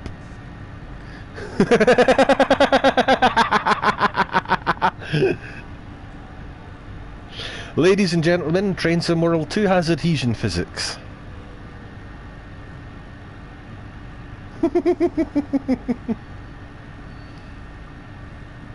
And it's not going to let me. Do I have to go through it? Have I passed any signals?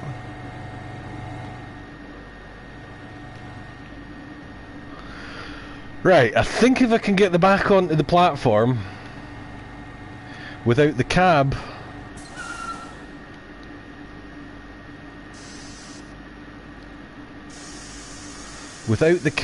passing the signal, so I don't have to drive past it again, if I can get the back of the train onto the platform, I might be alright.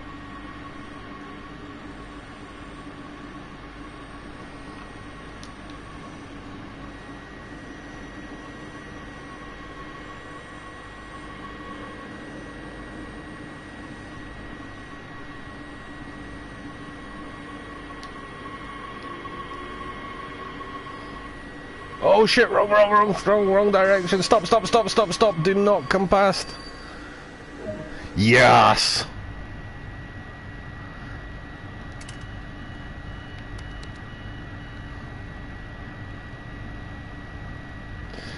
Right, that was that was the snow. Jaden Brown, hello and welcome. Always nice to see a new face. Welcome to the stream, mate. Just in time to see me make yet another mistake. Today we are learning about adhesion.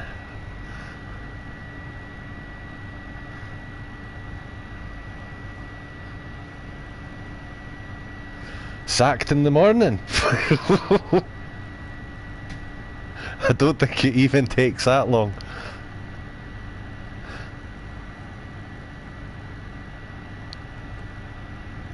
So we'll just wait for the passengers who totally didn't realise anything went awry there.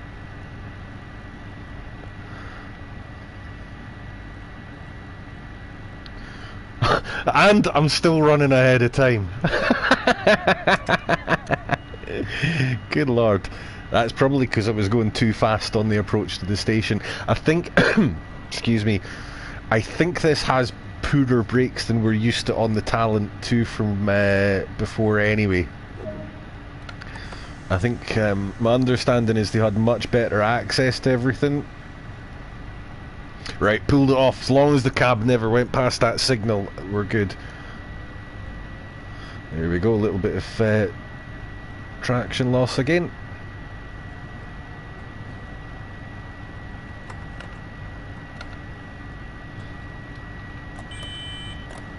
So I'm just clearing PZB there, releasing it rather.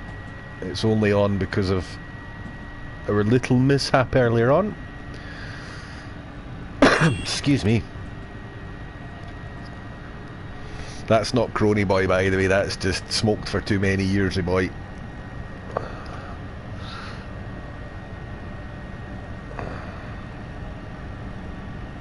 I'm not being flippant when I say that. Somebody did actually leave a comment, and yesterday or a couple of days ago, somebody left a comment time-stamping where I'd had a coughing fit on stream, so...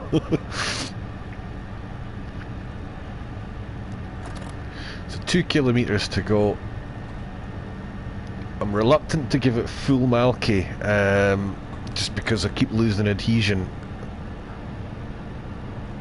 Jaden, oh thanks mate. The PZB videos seem to, they do seem to be my more popular ones. I'm glad that people find something useful from them. I suspect if I went back and watched them I could find a bunch of things wrong with them, but I bore myself, so I'm not going to do that. What I do is I generally talk about what I'm doing at any given time anyway, so but I'm glad you got something useful from them, man. That's good. That's always always warms the cockles of my heart to hear that, and I mean that genuinely. Right, so I'm going to start easing the speed back here about a kilometre out.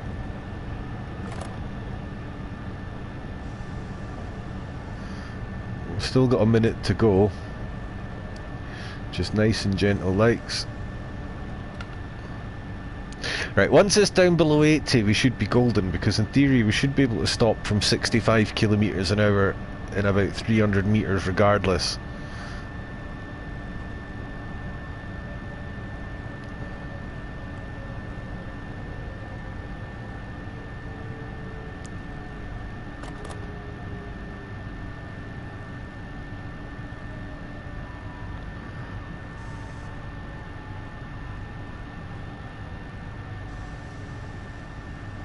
Now I'm going to stop too short.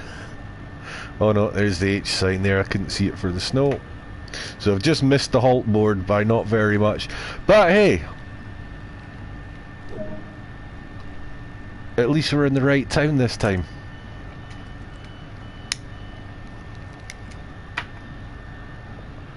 I think I was halfway across the next postcode by the time I stopped at the last one.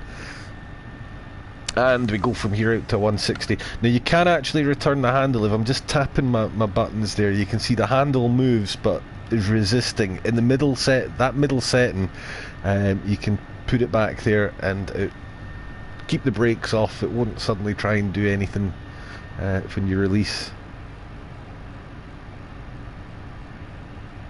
Ah, Ian, PZB made this game for me, man. I love it. I think a lot of players reach a point where they've got the hang of it, and if you want just that little bit extra challenge, that's something to push you a wee bit further, can't recommend PZB enough. Tremendous fun, hugely satisfying when you nail it. You would be forgiven for asking yourself, how the hell would this guy know, based on what you've seen today, but I can assure you it is it's a very rewarding experience.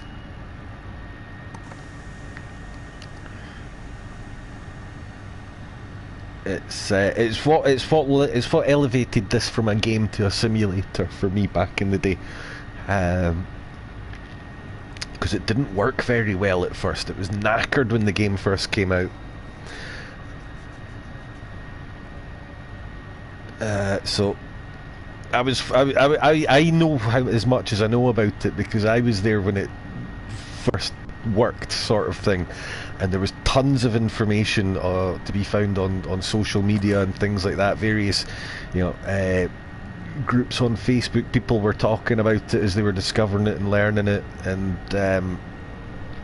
I spent a lot of time learning the German railway signals as well for it.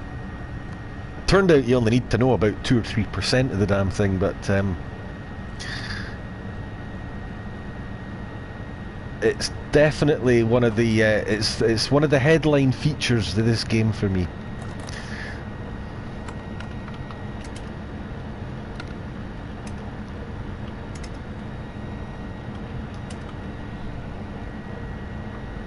Right, so the tempomat's in, and I'm now going to put the power up to 160 kph. You could accelerate to 160 then kick the tempomat in. I'm doing it the other way around only because I wasn't paying attention and didn't realise I was going into a higher speed section of the line. See, what I do is I play a lot offline, and that's when everything goes perfectly and I learn how stuff works, and then I come on the stream and explain to you guys all the stuff that I've been playing with, and I get it all horribly wrong.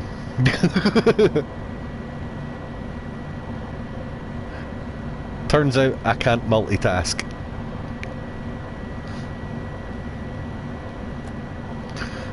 However, I would make the argument that seeing it go wrong is almost as, if not more useful, than seeing it just work from end to end.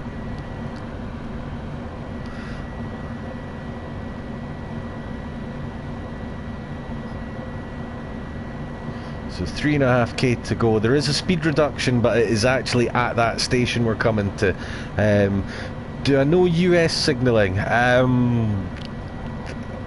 Enough to just about get by, as long as it doesn't throw anything really weird at me, is the answer. I kind of... I can get by on the main line, and then every time I think I've cracked it, it throws something at me. So I do actually sometimes still put my... oh, there's a PZB. So this is going to be interesting, getting down to the PZB limit on snow. It does work. It is making it. Alright. You'll notice as well that Tempomat turns itself off as soon as you remove the power, which is cool. US signal, yeah, I can get by on the main lines. Pacific Corridor, Peninsula Corridor, yes, I'm quite happy with the signalling on that. Long Island, more or less, I can get by on. And I thought I understood what Sandpatch Grade was telling me until I ran smack into an unexpected red last night. Or a yellow that was followed by a red about 500 yards beyond it, and I never had a chance. So I must have missed something. It was obviously something I didn't understand. But I am working on it. Every time I drive it, I seem to learn something new.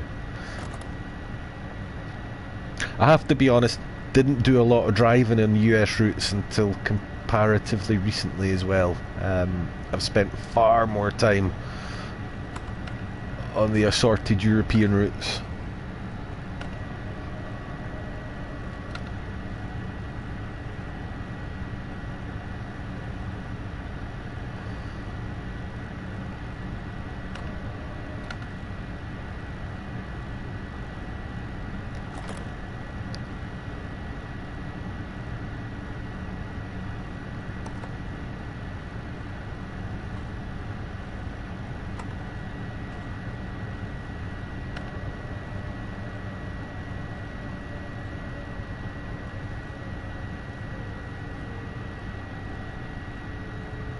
Oh hell, it's happened again.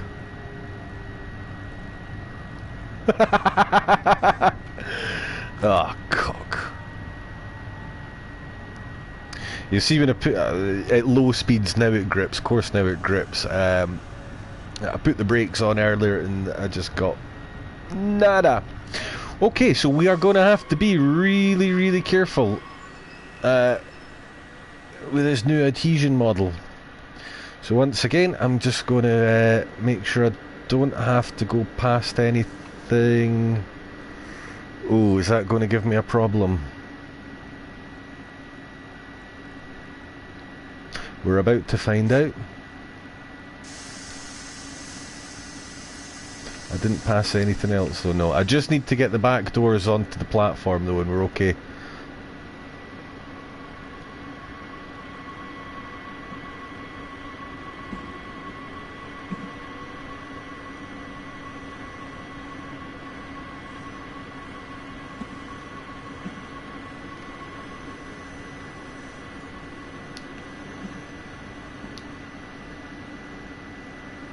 Should probably try and clear it off the main line completely, but I really don't want to back it up beyond that signal because I'll never get past the red again. I'm going to try here because we've got the doors on platform.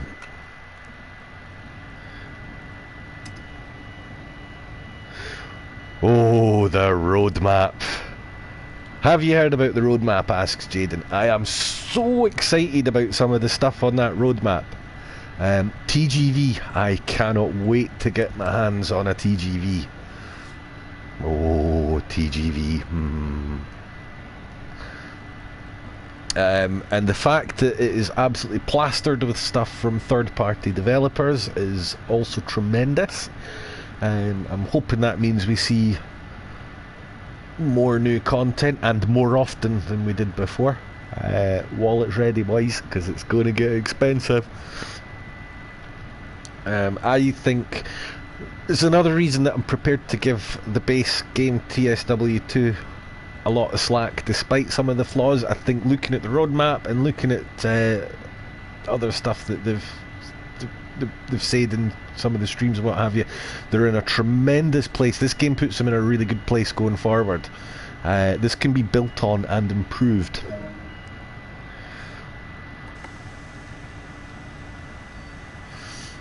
Right, now we've put that little mishap behind us, let's get underway, and I think we are going to be running a bit behind time now. I'm just going to release the PZB so I can get straight on up to speed.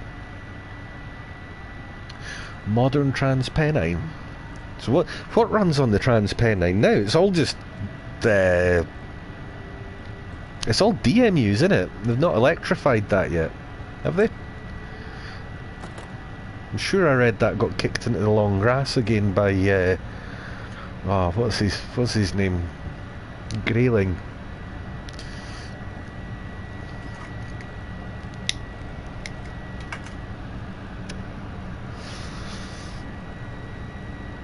But stand to be corrected, obviously, though, if I'm wrong about that. So what I'll do this time, I'll let the speed build up and then I'll kick the tempo mat in when we get there.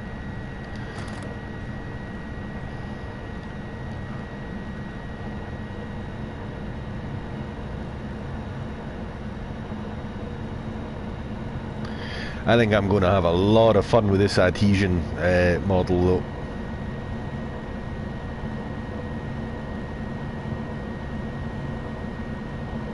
I don't remember ever enjoying sailing past the station I was meant to stop at quite so much. Or skating past, perhaps, might be more accurate. So I'm just going to bring the power down a bit as we get close. And there we go, tempo mat's on. Do it just before you reach the target speed because it rounds up to the nearest 5. You don't want to go over. I don't think tempo mat can actually go over 160 though. I'm not going to try it because PZB will kill me again. Oh hell, why not? Right, no, doesn't go above 160. Fine.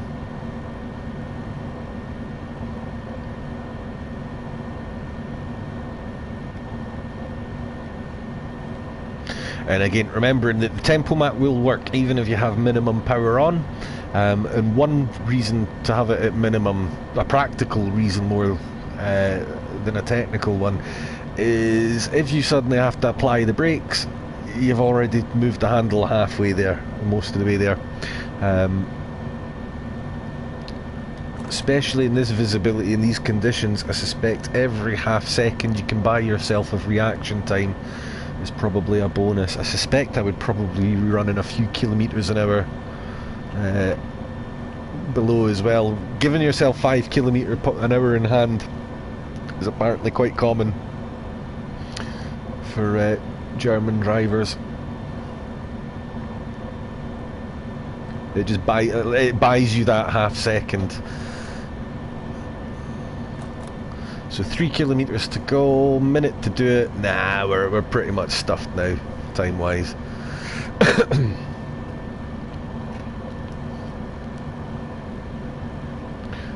But that's all good.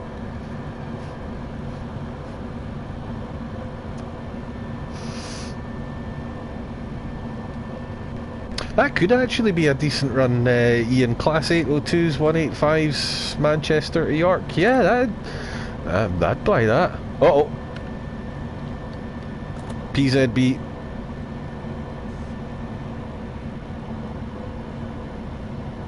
And a wheel slip myself on the way into. I think we're going to get hit with PZB. I'm having to let the brakes out so as not to lose traction. Yeah, there we go.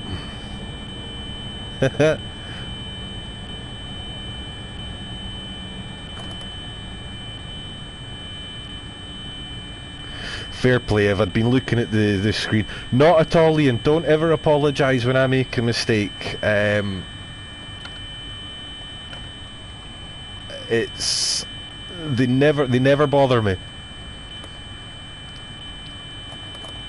I never get particularly annoyed or what have you when I make these mistakes on the stream. Why the hell is this not stopping? I get annoyed when it does things I don't understand, but no. That was entirely on me. I don't have to take my eyes off the track in front of me when I know there's a signal in my near future, but I do it anyway.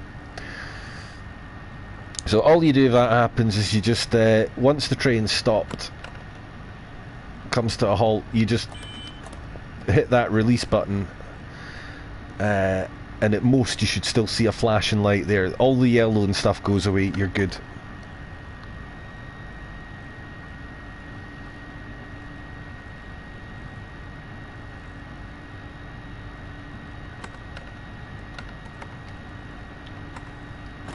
Apparently. What have I done?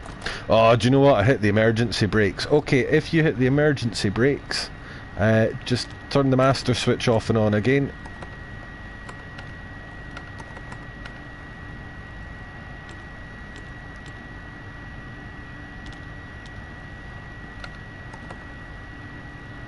Oh, that cleared it when I did it last night. Is the emergency button up? Nope. Oh shit, I think I just uncoupled the rear cars. Let's see.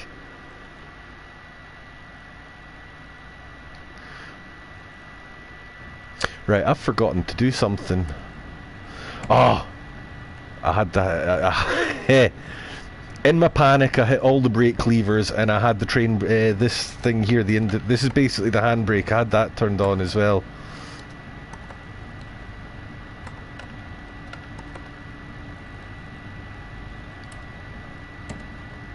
What have I done to it?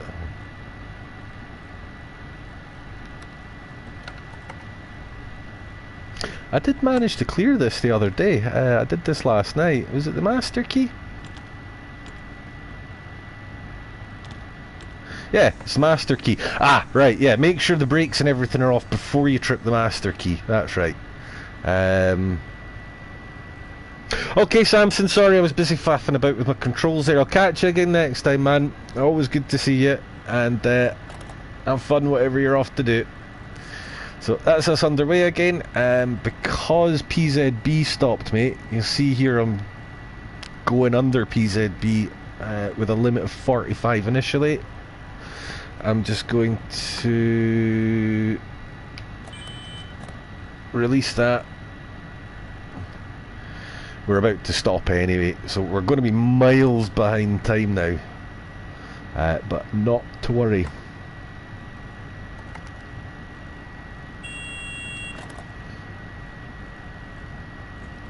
We'll just creep into the station because it's only a few hundred meters, so we're only running 3 minutes late. I mean, considering it's blizzard conditions, we'll take that.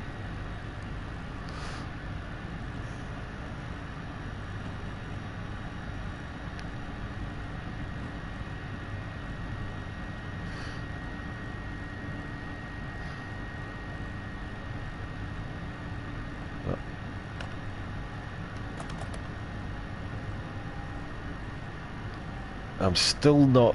I still need to learn all the landmarks on the platforms for stopping points and things as well, because they don't all have immediately obvious halt boards. Oof, it's really not wanting to slow down.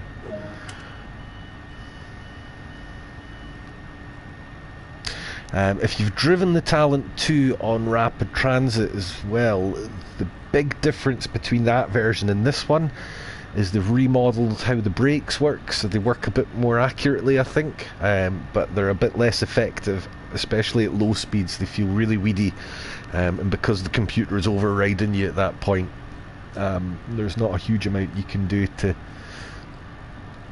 suddenly stop in a hurry.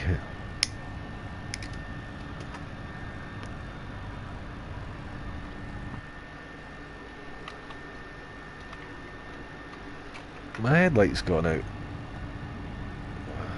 Or are they just snowed over? I think they're just snowed over, to be honest.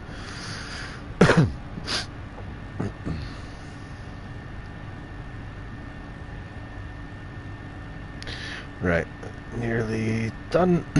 So it's just going to be closing, get straight underway. There's obviously no waiting time when you're this far behind.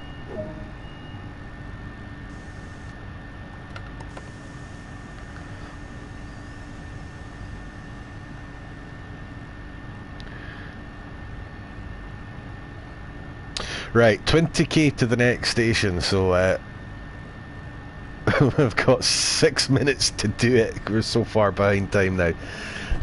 Not going to happen. We will be holding up an IC3 behind us somewhere though.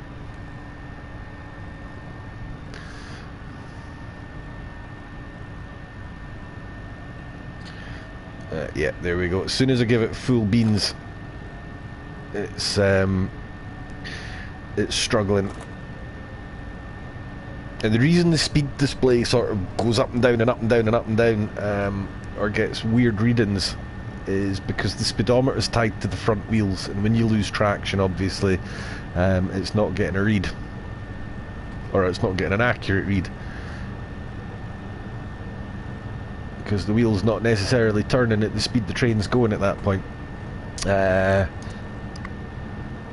I think I managed to have a 0 read at one point earlier on the ICE while I had the brakes full applied. Speed was reading nothing because I'd locked the wheels up. Or was that something I was playing around in myself last night? My memory is absolutely rubbish. Can't even remember what I did on the stream an hour and a half ago. Right, so we're on to the proper high speed section of the line now. This is where the ICEs would be really ramping it up, and the dude behind me is going to have to crawl through here at about 160. This is why multiplayer should never be a thing, in my opinion, because people like me will ruin it for people like everybody else.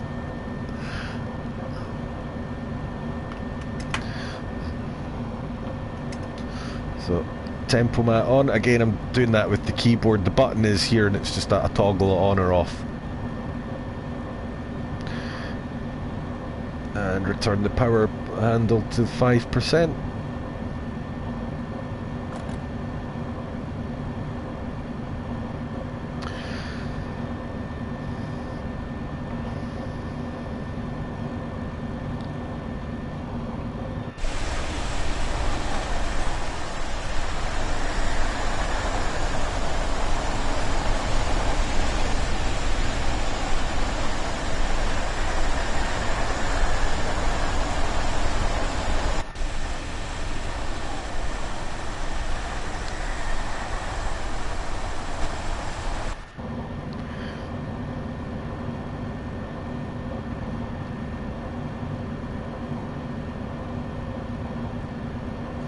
So even at 160 we'll eat this distance up quite nicely.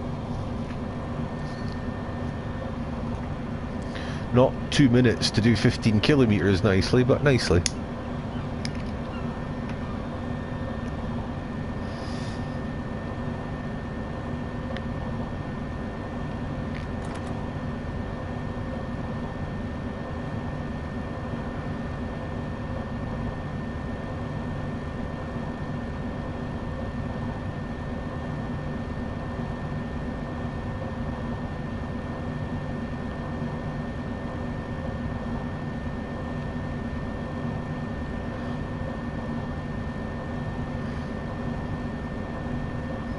I shouldn't imagine there'll be any signals or anything along here anyway.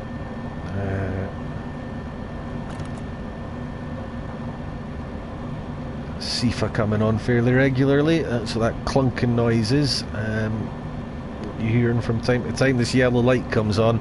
If you leave it, it starts shouting at you, and then you've got 2 seconds from the shouting starting to acknowledge it. So best to do it just when you see the light come up, if you're paying attention. You'll also see this little thing here light up. Well, difficult to see white on white, but the word SIFA appears in this top box as well at the same time as that lights up. So there it is. There's the SIFA thing. And you hear that tone. Sorry, I said it started shouting at you. You get an electronic whistle in this unit. Some trains will just start shouting SIFA, SIFA at you. Either way, you got about 2-3 seconds to respond.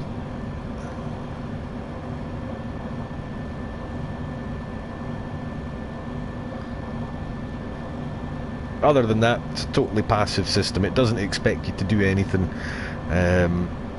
beyond respond to it.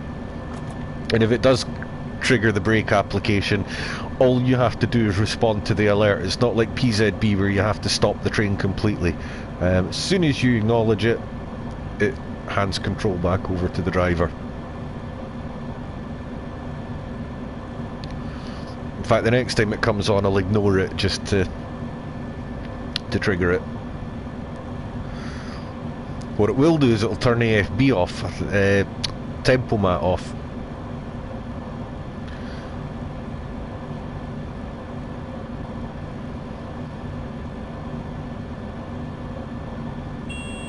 So there it comes on. I still don't do anything. It applies the brakes. I acknowledge it. All you need to do is just close your throttle and open it again, and you're back up and running. And if you had Tempomat on, you just need to remember to re-engage it.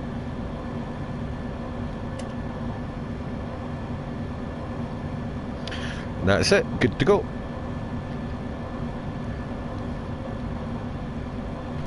So Sifa's the easy gentle one. PZB is the one that'll bend you over its knee and batter your backside raw. Just because you looked at it funny. Or more accurately, because you weren't looking. Because PZB never gives you an alarm that you need to do something. It depends on you understanding what's going on and knowing it's time to acknowledge it.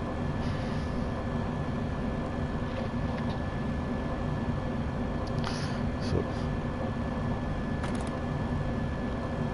5 kilometers to run.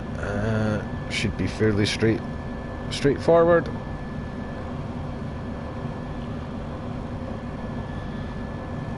And I think from there it's I don't know how far along the route we are actually. I don't know if that's the halfway point or the 2/3 point.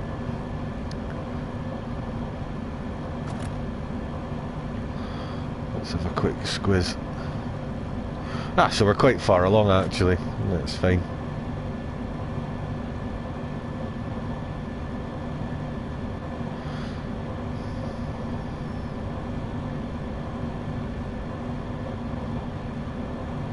Again, I forgot to return the power handle back to its minimum setting.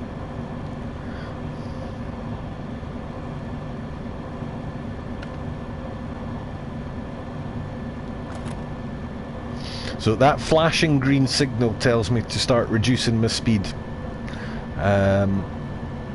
So does this flashing green one. And the yellow 10 tells me that it's 100 kilometers per hour from the next main signal. There was a PZB board attached to that signal mast, but it didn't apparently need to be acknowledged. So down to 100 comfortably for the next signal, and then you'll see the white number 10 above this signal that's coming up. There may be another yellow one below it to warn us of another reduction. Kilometre to go. So yeah, another flashing felly.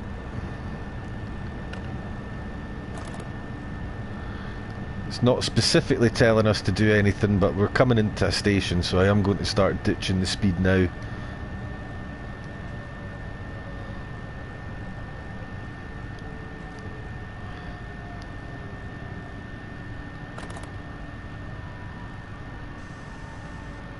Wherever you see that white sign with the black X on it, that signal is attached to the PZB system, so if it's anything other than steady green, I tend to acknowledge them out of caution more than anything else. If in doubt, acknowledge it. It won't do you any harm. You won't be penalised for it.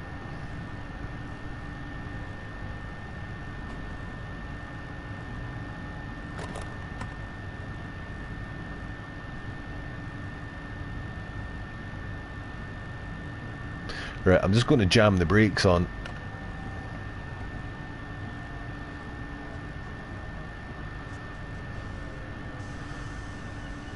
And then it snatches and it thinks about it, and it's what the speedometer's telling me I'm doing is not necessarily what I'm actually doing, because it's as I said, the sensors will be getting false readings from the wheels at that point.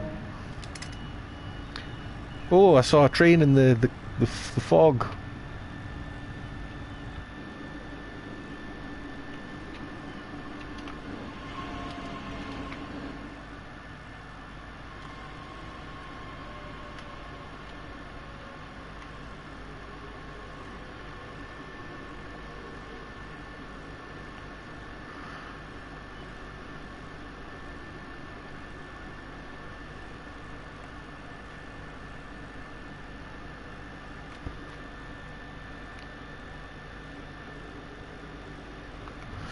Okay, so we're getting towards the end of the stop. Again, it's going to be just button up and go as soon as that gauge fills. Not sure if we're stopping again or not before we get there. This is a regional express rather than a regional band service, so I don't know that they are necessarily all stoppers. Right, so the next station's Ehrenfeld, so end of the line. I think we stopped once there and then on to HBF.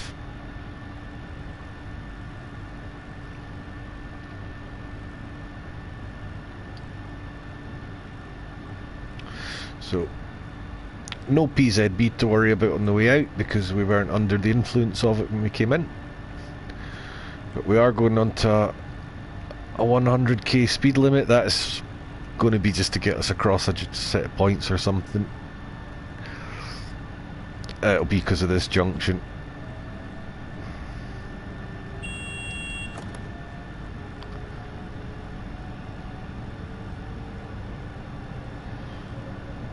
We've got a steady signal in front of us, so that cancels the restriction. Clear with no other information on it, off we pop.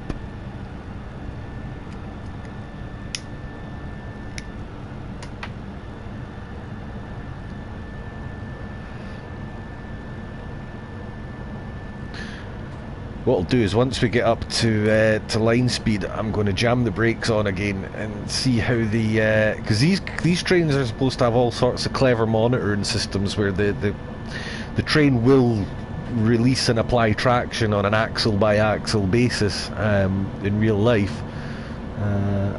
I think they have tried to replicate that sort of behaviour.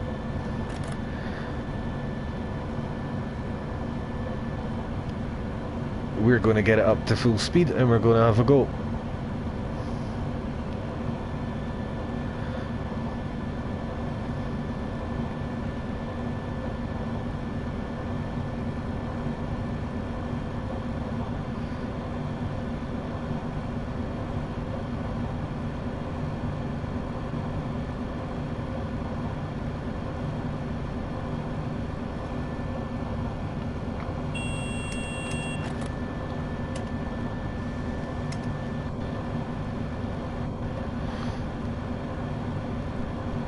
Right, I want to get it up to full speed.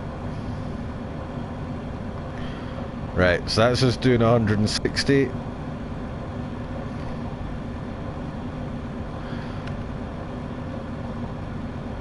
That's max braking. And it just can't, it is just so struggling for grip.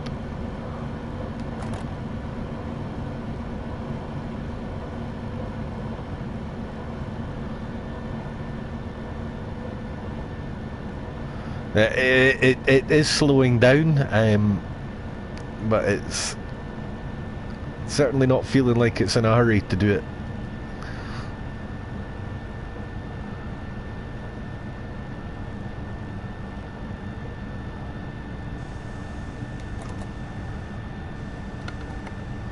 That took an unreasonable amount of time. That took... I probably would have got a PZB penalty app if I'd left it too late to respond to a signal there. These sort of conditions, I think in real life they do reduce their speed slightly for that reason, because sighting distance is taken into account when they're calculating a lot of this stuff, where they put the signals and what have you. It's factored into the reaction time, I think.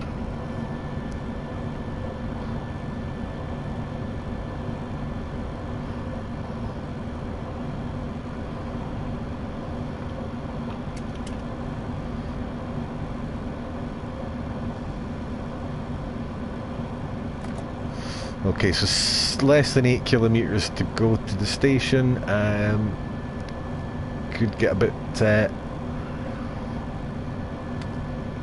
busy with speed limits. The LZB trains are driving themselves along here, so I have to admit I've not been paying much attention to what the speed limits are down here.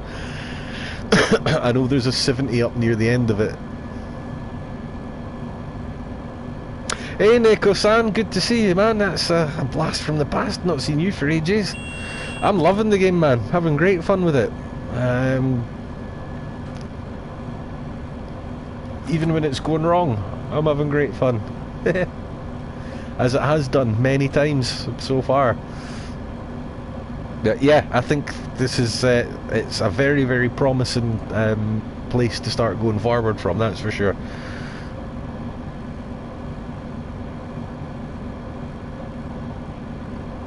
To be honest, any one of the three routes, and I said this yesterday, any one of the three routes that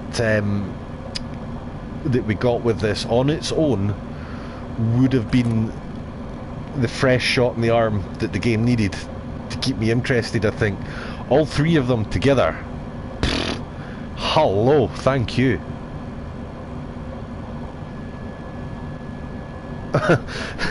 Nico-san, that's very kind of you. Nico-san thinks Dovetail should hire me for their tutorials.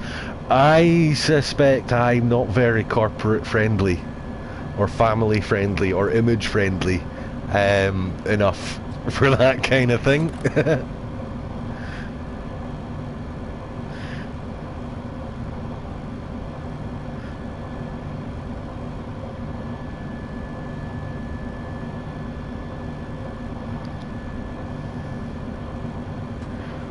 Right, less than 3k to run and we are at full beans, and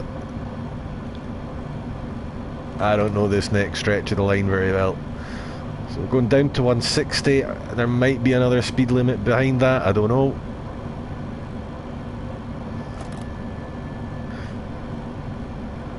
It's not harsh, mate. The fact is, I say words like fucking shit far too much for a well-respected, family-friendly company to want me punting their stuff.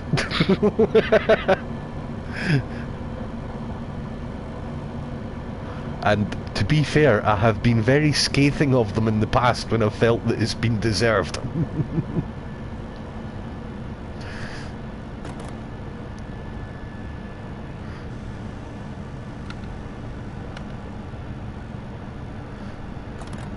Besides which, I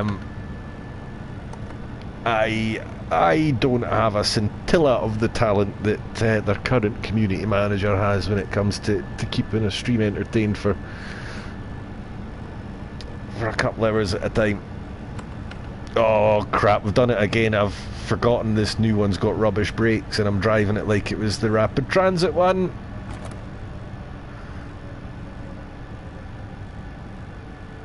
Stop!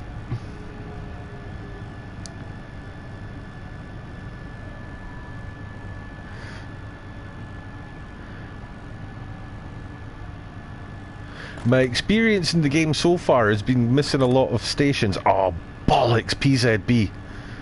That's going to make reversing back up a problem if I have to. Some things have been going wrong. Yeah, that's quite right, Nico-san. Some deliberate, some just because I'm not used to the adhesion model, and some because I've just not been paying attention. No technical problems with the game, I should stress. They've all been misfortunes of my own making.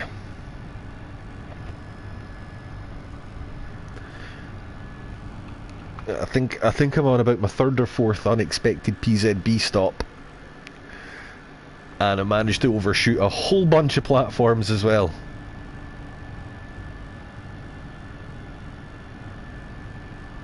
Change bollocks to bollards. You're asking me to break the habit of a lifetime here, man. That's a big ask for a Scotsman. Tone down the swearing. What do you think we use for punctuation?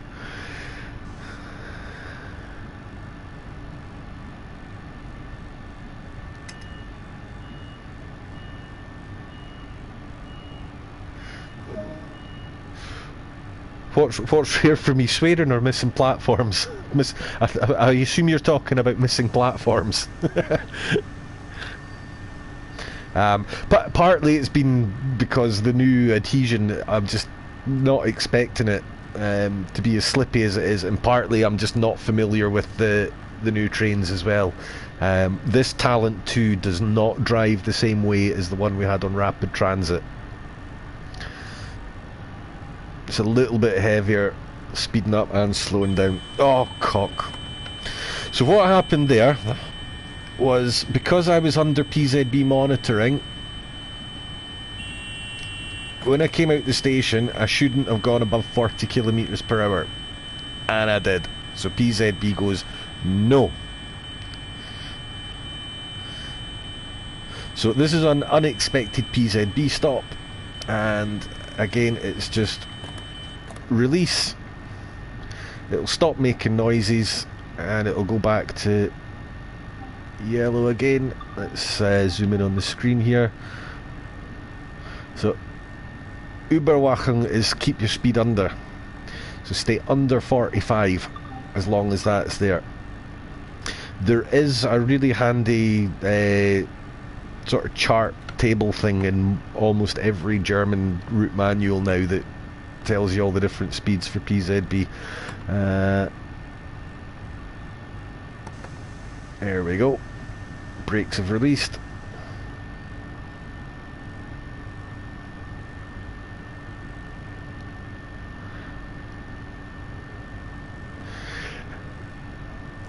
If that was me, I'd be panicking, says Ian. To be fair, you only panic the first 100 or so times it happens to you. Once you've fucked it up 102 or 103 times, it becomes second nature.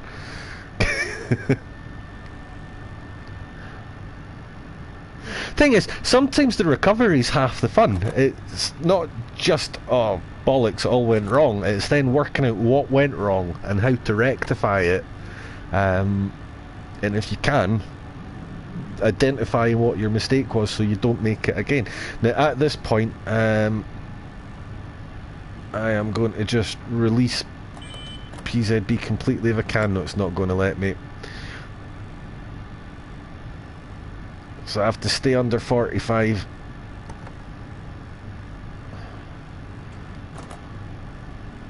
Until that goes away.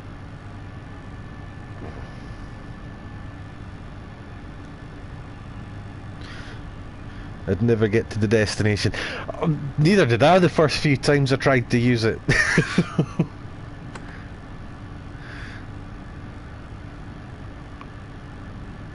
It's I don't think there is an easy route to learn it on as such.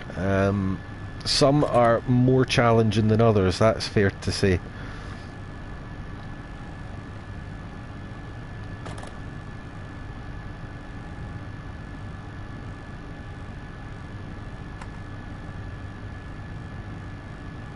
But once you can use it on one route, you can pretty much transfer that to any route.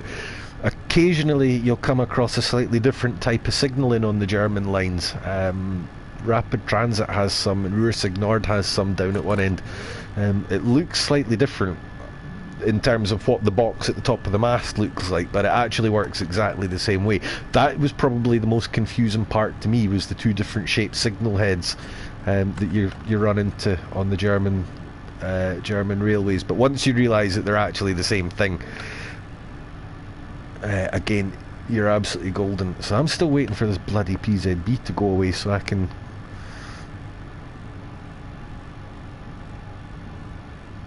Let's try releasing it again. Nah, it's keeping me locked into it. Under some circumstances it won't let you clear it because it knows you're still within a certain distance of the last active magnet and what have you.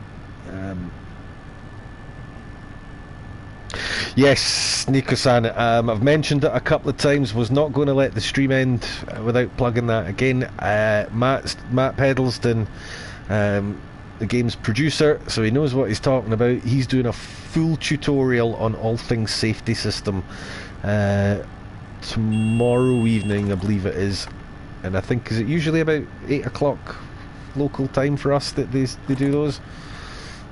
So there's another one needing acknowledged. That's why I've not been able to clear it, by the way, because I keep going past fresh magnets that I'm acknowledging, and it resets the counter for being able to override. Don't think I'll be getting a medal for this one, boys.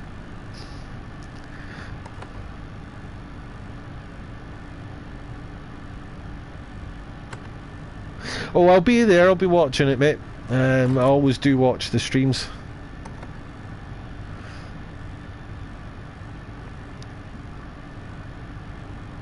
Occasionally I even see a familiar name, that's always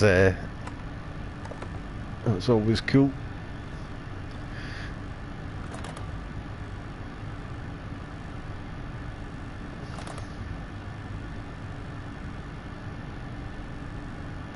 Right, so into the last 500 metre stretch now. This should theoretically be the easiest part.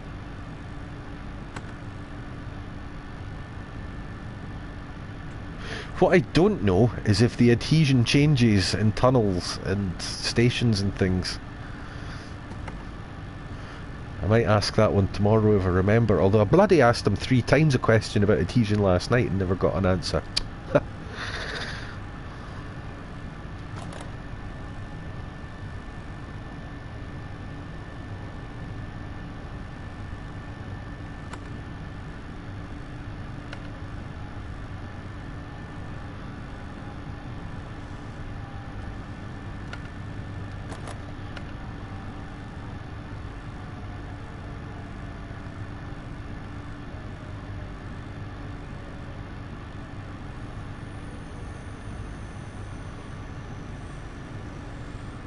Yeah, close enough.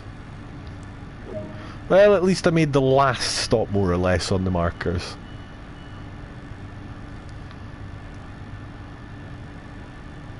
Actually, was that the last stop? Yeah, that is HBF, isn't it? Ooh, look at all that. Oh, I need to go for a poke about in there at some point. Have not done much exploring off the routes.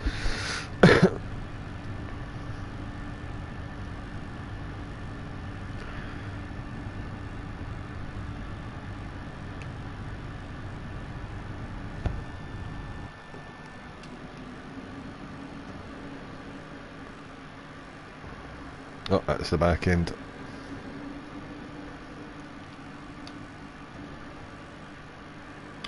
Ah, right, so now you can see the lights. Yeah, so they were just snowed over. So it still clears all the snow when you change the camera angle. That's still a thing.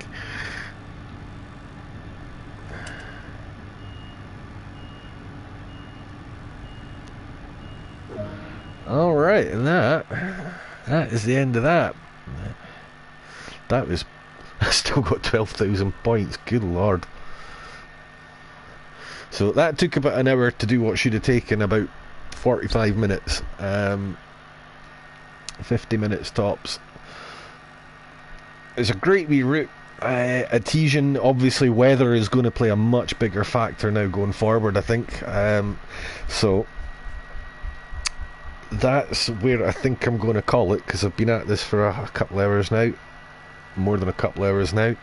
So I'm going to call it and go and get some scran. And I don't know that I'll do another one of these before tomorrow night's one that Matt does. So I might see a few of you there if you're watching that. Otherwise, I'll catch you guys next time, and thanks very much for joining. Stay safe, you lot, and I'll catch you next time.